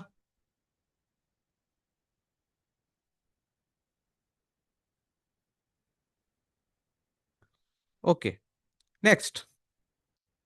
उससे अगली कहानी क्या है? Story number 2। स्टोरी नंबर 2 पढ़ते हैं हम। स्टोरी नंबर 2 में वो कह रहा है, पॉइंट नंबर 4, 250। अच्छा, एक चीज और जो गौर करनी है। सॉरी, मैं एक पॉइंट भूल गया बताना तुम लोगों को। ये जो फिजिकल, जो हमारे रिकॉर्ड्स है, रिकॉर्ड्स कब तक के मौजूद थे मेरे पास? रिकॉर्ड्स कब तक के थे? 31/5 तक के थे। यानी कि 31 मई तक के। जो मैंने फिजिकल काउंटिंग की है, ये 535 लीटर की, ये मैंने कब की है? 1 जून को। ये याद रखना, एक दिन का बीच में फर्क भी है। तो मैं 1 जून तक की सारी स्टोरियां लगाऊंगा यहाँ पे। जो जो 1 जून तक वाकई हुए हैं, वो सारे के सारे वाकयात मुझे लेने पड़ेंगे। क्योंकि मैंने फिजिकल काउंटिंग कब की है? 1 जून को जाके की है। 31 को मैं शायद नहीं कर सका, कोई भी रीजन हुई होगी। 31 मई को स्टॉक चेक नहीं हुआ। हमने 1 जून को किया है। तो 1 जून तक की तमाम स्टोरियां हमने जो है वो यहाँ पे रिकंसाइल में डालनी है। ठीक होगी बात? अच्छा, पॉइंट नंबर 4 कहता है, 250 litres of B which was received on 1 June after the physical count were included in the physical inventory. खरीदा हमने 1 जून को था। मुझे वो यूनिट्स आए 1 जून को। इसका मतलब है मेरे रिकॉर्ड में तो नहीं थे, क्योंकि रिकॉर्ड तो मेरे पास कब तक का मेंटेन हो रहा था? वो तो मेरे पास 31 मई तक का रिकॉर्ड था सारा। लेकिन जब फिजिकल काउंट हुआ, तो फिजिकल काउंट में तो मैंने वो 250 गिन लिए। इसका मतलब है फिजिकल काउंटिंग में ये 250 यूनिट शामिल है। हम भी कर देते हैं, कोई मसला नहीं है। तो ये देखो हमने क्या किया। हमने जो 250 यूनिट थे वो ऐड मार दिए 250। मैं कहा ठीक है भाई, तुमने ऐड मार दिया, हम भी ऐड मार देंगे, क्योंकि हमने तो फिजिकल काउंट के बराबर लेकर आना है उसे। रिकंसाइल कर रहे हैं हम तो। ठीक होगी बात? रॉन्गली एडिड है, लेकिन एडिड है, क्योंकि ये आने चाहिए थे अगले साल में। तो कोई बात नहीं, सॉरी, अगले महीने में। Okay, next. अगली स्टोरी, पॉइंट नंबर 5। इसमें कोई मसला पॉइंट नंबर 4 में? पॉइंट नंबर 4 में एनी वन, एनी प्रॉब्लम? चलो, गुड हो गया। Point number 5। 150 units of chemical B was held by ML. ML कौन है? हम। On behalf of a customer. एक चीज मैं कस्टमर को बेच चुका हूं, तो मेरे रिकॉर्ड में से तो निकल गई ना जैसी मैंने बेची। लेकिन मैंने उसके बिहाफ पे संभाल के रखी हुई है अपने पास। वो भाई साहब कहते हैं मैंने खरीद तो ली तुमसे, लेकिन मेरे पास अभी टाइम नहीं है। मैं आऊंगा 1-2 दिन तक तुझसे चीजें उठा के ले जाऊंगा, अभी अपने पास संभाल के रख। तो जो फिजिकल काउंट करने वाला है उसने तो इसको भी रिकॉर्ड कर लिया ना। उसने तो ये 150 यूनिट जो आपने कस्टमर के बिहाफ पे संभाल के रखे हुए थे, उसने तो इसको भी काउंट कर लिया। तो ठीक है, हम भी काउंट कर लेते हैं, हम भी ऐड कर लेते हैं। ये लो जी, हमने भी ऐड कर दिया ऑन बिहाफ ऑफ कस्टमर 150। ठीक है। फिर आ गए अगले पॉइंट पे। अगला पॉइंट क्या है? अगला पॉइंट आया कि 100 litres of B were return from the production on 31 मई।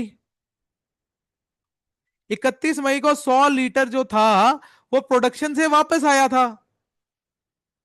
तो 31 मई को मैंने कौन सी रिटर्न यहाँ पे रिकॉर्ड की हुई है? 31 मई को तो यहाँ पे सिर्फ इशू रिकॉर्ड हुए हुए हैं, कोई रिटर्न तो रिकॉर्ड ही नहीं हुई हुई। ये देखो, हमने तो सिर्फ इशू रिकॉर्ड कर रखी है 31 मई को। किसी किस्म की कोई रिटर्न हमने रिकॉर्ड नहीं कर रखी। तो हालांकि रिकॉर्ड होना चाहिए था। फिजिकल काउंट में तो शामिल हो गया ना, फिजिकल काउंट में तो 31 को वापस आ गए थे। तो जब मैं फिजिकल काउंटिंग करने गया तो वो 100 यूनिट्स तो वहां पे शामिल थे, तो हमने तो ऐड किए हुए हैं भैया। तो ठीक है, हमने क्या किया, रिटर्न फ्रॉम प्रोडक्शन को भी ऐड कर लिया, क्योंकि वो तो फिजिकल काउंट में ऐड हुए हुए हैं और हमने तो फिजिकल काउंट के मुताबिक चलना है। तो हमने भी क्या कर दिया, ऐड कर दिया। इसमें बताओ कोई मसला? यहां तक किसी को कोई सवाल? गुड। नेक्स्ट आ जाओ। अगली कहानी क्या है? हमने कहा जी, अगली कहानी ये है कि 240 litres of chemical B purchased on 12 May were inadvertently recorded as 420।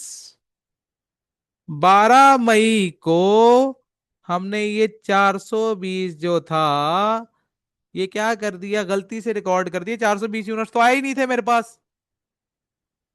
मेरे पास तो 240 यूनिट आए थे। तो मैंने तो 180 यूनिट ज्यादा रिकॉर्ड कर दिए। हालांकि फिजिकली तो वो 240 ही बनते हैं ना। तो जब फिजिकल काउंट करने जाएंगे तो 180 कम यूनिट काउंट हुए हुए हैं।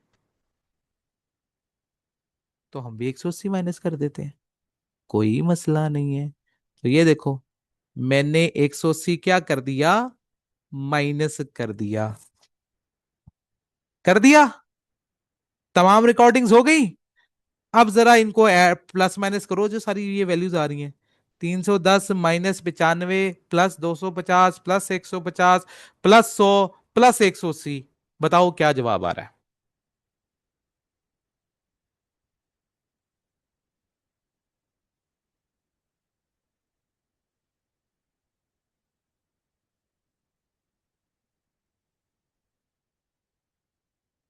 535 आ रहा है। तो यही तो फिजिकल काउंट कह रहा था कि 535 है। ये देखो, फिजिकल इन्वेंटरी काउंट ने क्या कहा था, 535 है। तो क्या रिकंसाइल हो गया? हमने कहा हाँ जी हो गया। तो हमारा मकसद भी यही था कि हमने क्या करना था, इन्वेंटरी को रिकंसाइल करना था। हाँ, हाँ। कोई मसला? कोई सवाल?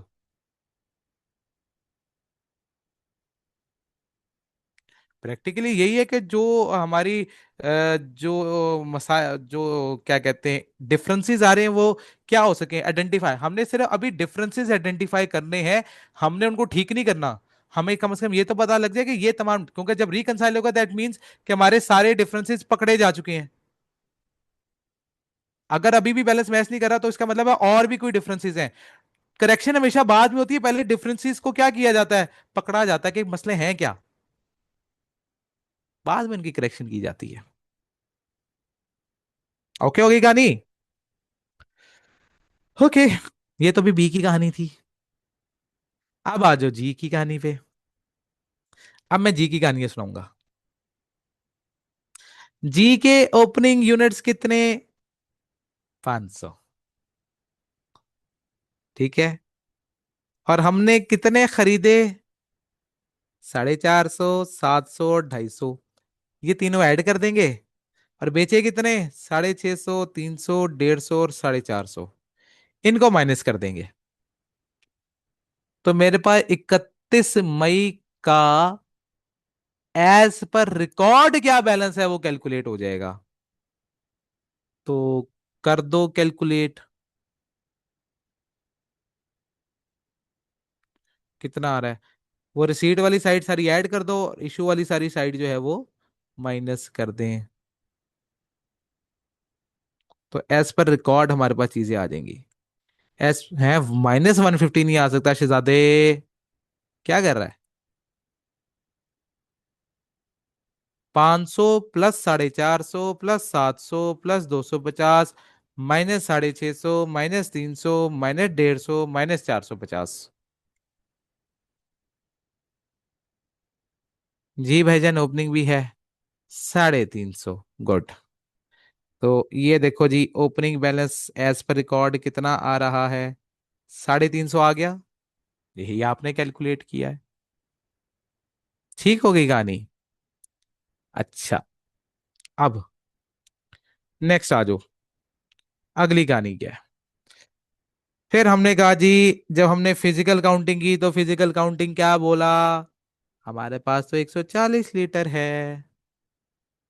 आपस में डिफरेंसेस क्रिएट हो गए। ठीक है। अब हम कहानी पढ़ेंगे सिर्फ जी की। जी की कहानियां क्या हैं?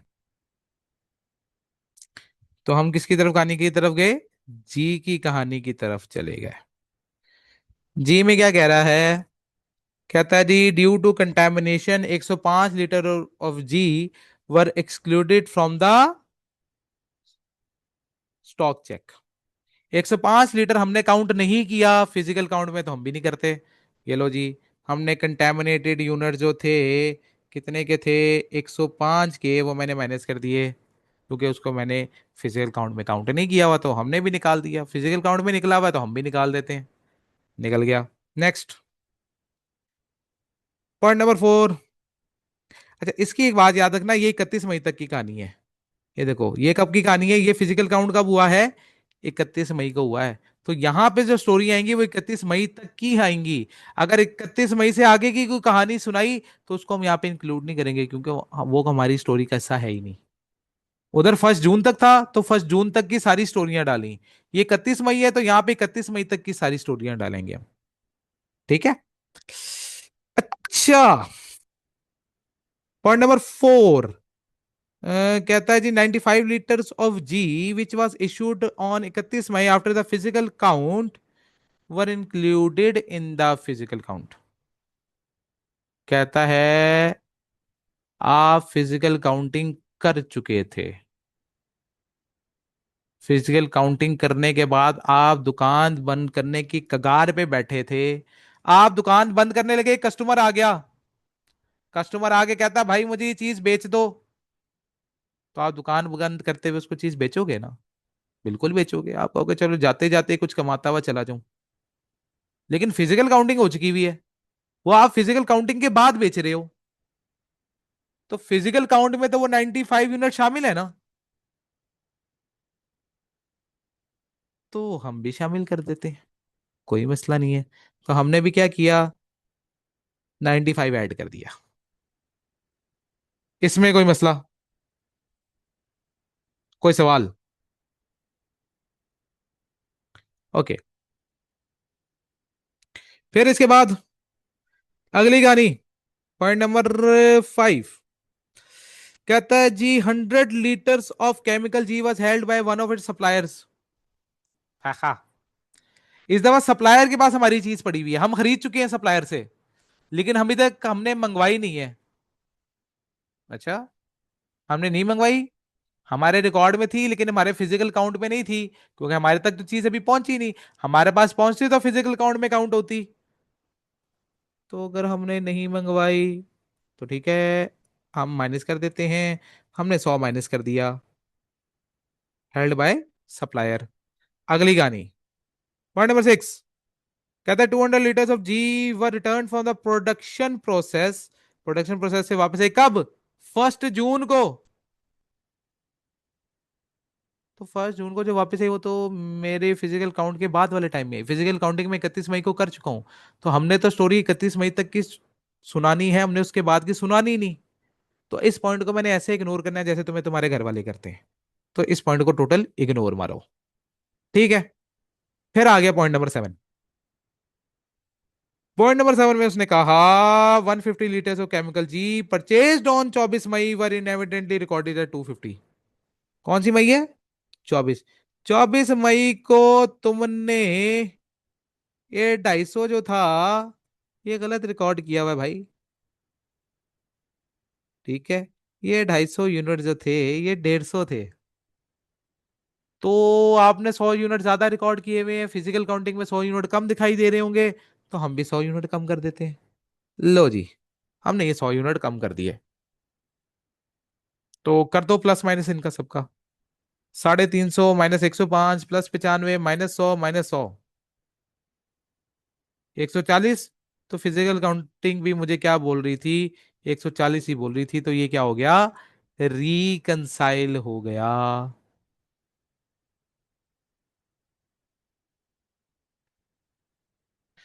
इसमें कोई मसला? Any one any question? यार हसन और इफरा के अलावा भी कोई बोला करें यार, बाकी लोग जिंदा हो, जिंदे हो, हैं। हेलो। गुड। बोला करो यार, मुझे पता लगे। हाँ भाई, ओके हैं आप लोग। अच्छा जी, लो जी, ये कहानी ओके हो गई। अब इसके बाद हमने कहा पार्ट बी करते हैं। ये तो पार्ट ए हुआ अभी तक। इसमें हमने सिर्फ रिकंसिलेशन की है दोनों की। पार्ट बी में क्या कह रहा है? Determine the cost of inventory, closing inventory of chemical B and G, and also compute the cost of contaminated material as on 31 May 2023। Method कौन सा था? एवरेज। ओहो, एवरेज मेथड में कैलकुलेशन करनी है। इसमें तो कॉस्ट कार्ड बनाना पड़ेगा। जो चीज आएगी वो रिकॉर्ड होगी, जो चीज जाएगी वो भी रिकॉर्ड होगी। ऐसे ही है। मेन काम वैसे इसके अंदर रिकंसिलिएशन थी, ये एवरेज मेथड है तो ये आसान है।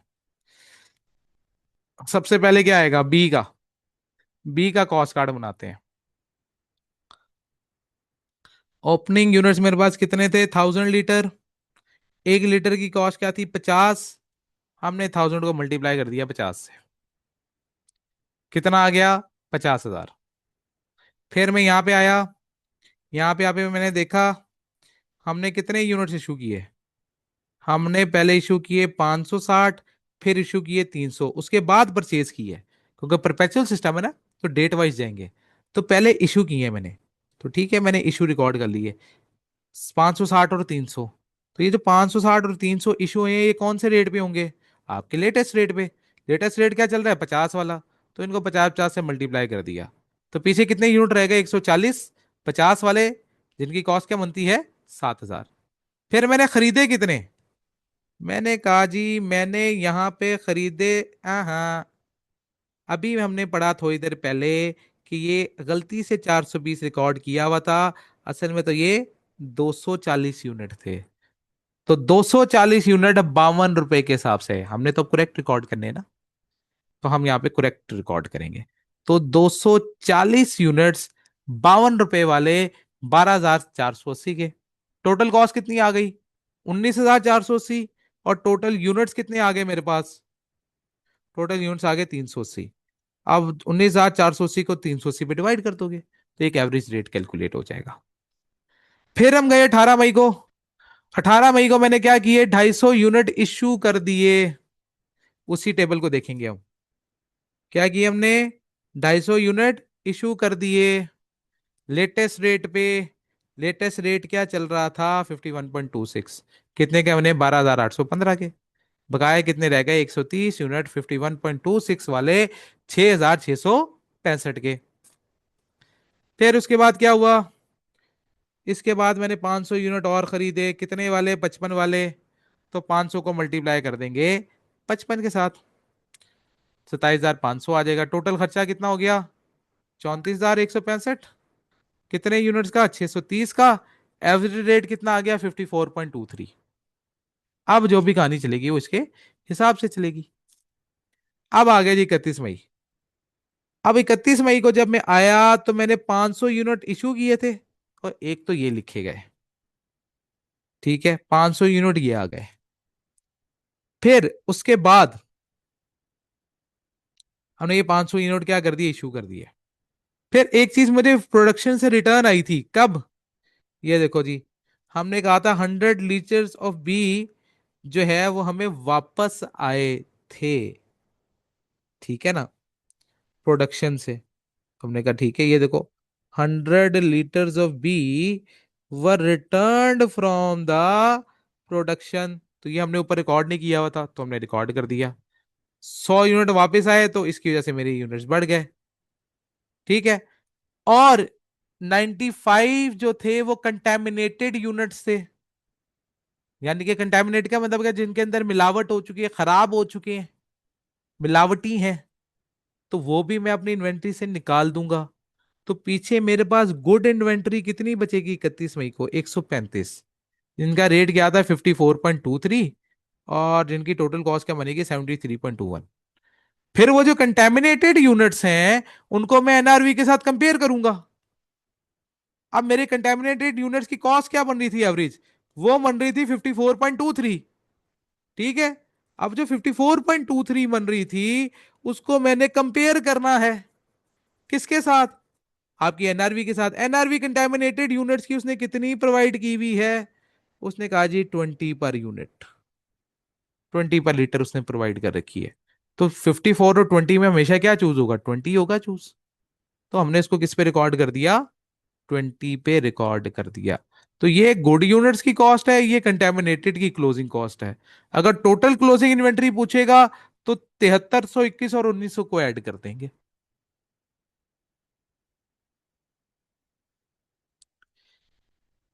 इसमें कोई मसला? बी के कॉस्ट कार्ड में any one, any problem?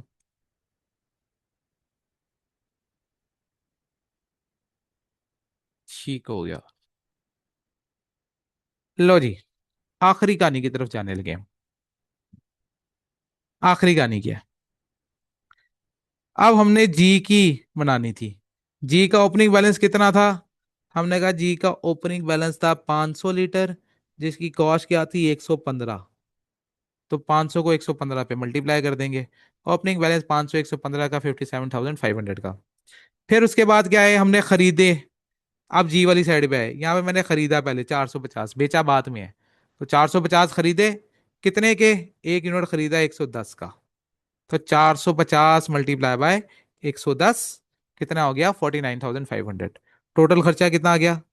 1,07,000। Total units कितने हो गए? 950। तो एवरेज कॉस्ट क्या आ गई? 112.63। उसके बाद आपने फिर दो दफा इशू किए, पहले 650 फिर 300, 700 तो उसके बाद खरीदे हैं। तो एक दफा 650 गए और एक दफा 300 गए।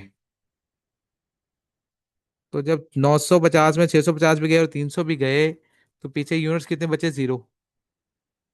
तो ये सारे के सारे बिक गए। फिर उसके बाद मैंने 700 खरीदे 115 वाले। कितने के बने? 80,500 के। फिर मैंने उसके अंदर से इशू किए कितने?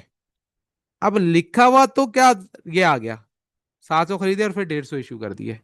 तो 150 किस रेट पे इशू है? जो लेटेस्ट रेट चल रहा था। लेटेस्ट रेट चल रहा था 115, तो पीछे कितने बच गए? 550। कितने? 115 वाले 63,250 के। फिर उसके बाद मैंने 250 यूनिट्स लिखे थे रिकॉर्ड के अंदर। ये देखो, रिकॉर्ड में कितने लिखे हुए हैं? ये वाले 250। कि मैंने परचेज किया, लेकिन मैंने नीचे पढ़ा था कि भाई 250 यूनिट तो खरीदे नहीं थे, तो एरर में 250 लिखे गए। असल में तो 150 खरीदे हैं, और 150 यूनिट खरीदे मैंने 124 के रेट पे। तो हमने कहा ठीक है, 150 × 124, ये आ जाएगा 18,600। टोटल खर्चा कितना हो गया? 81,850। कितने यूनिट्स का? 700 यूनिट्स का। एवरेज कॉस्ट कितनी आ गई? 116.92। फिर इसके बाद क्या हुआ? इसके बाद हमने 450 यूनिट और इशू किए, तो वो लेटेस्ट रेट पे होंगे। लेटेस्ट रेट क्या चल रहा है मेरा इस टाइम? 116.92। तो उस पे निकल गए। पीछे रह गए मेरे पास 250 यूनिट 116.92 वाले, 29,236 के। उसमें से कंटेमिनेटेड यूनिट जो थे खराब वाले, वो मैंने अलग किए, 105 थे। पीछे कितने रह गए? 145 रह गए। ठीक है, 145 रह गए। 116.92 वाले 16,959 के। ये मेरी क्लोजिंग इन्वेंट्री बन गई। और कंटेमिनेटेड यूनिट्स की जो एनआरवी थी वो 50 रुपए दी हुई थी, तो 116 और 50 में से मैंने 50 चूज किया। और इसकी इन्वेंट्री की वैल्यू कितनी आ गई? 5250। टोटल क्लोजिंग इन्वेंट्री पूछेगा, तो हम इन दोनों को क्या कर देंगे? बेसिकली ऐड कर देंगे। ठीक है ना? हमने इन दोनों को क्या कर देना है? ऐड कर देना है। तो टोटल क्लोजिंग इन्वेंट्री हम कितनी बता देंगे? 22,000। ठीक है, तो 209, अगर टोटल क्लोजिंग इन्वेंट्री पूछी तो। अदरवाइज मुझे इसको भी कैलकुलेट करने की जरूरत नहीं है, अलग अलग बता सकते हैं। और इकट्ठी कहेगा तो इकट्ठी कैलकुलेट कर देंगे। हाँ जी भाई, यहां तक किसी किस्म का कोई मसला, कोई सवाल? कहानी क्लियर है? Any one, any question? Clear? ले जी, इसके साथ ही हमारा ये चैप्टर जो है वो क्या हो गया? मुकम्मल हो गया। ठीक है, हमारा ये सवाल क्या हो गया? मुकम्मल हो गया। ठीक होगी बात। और ये चैप्टर भी हमारा क्या हो गया? खत्म हो गया। अब कुछ सवाल होंगे, मैं तुम लोगों को होमवर्क में दूंगा करने के लिए, वो आपने घर पे ट्राई करने हैं। ठीक है?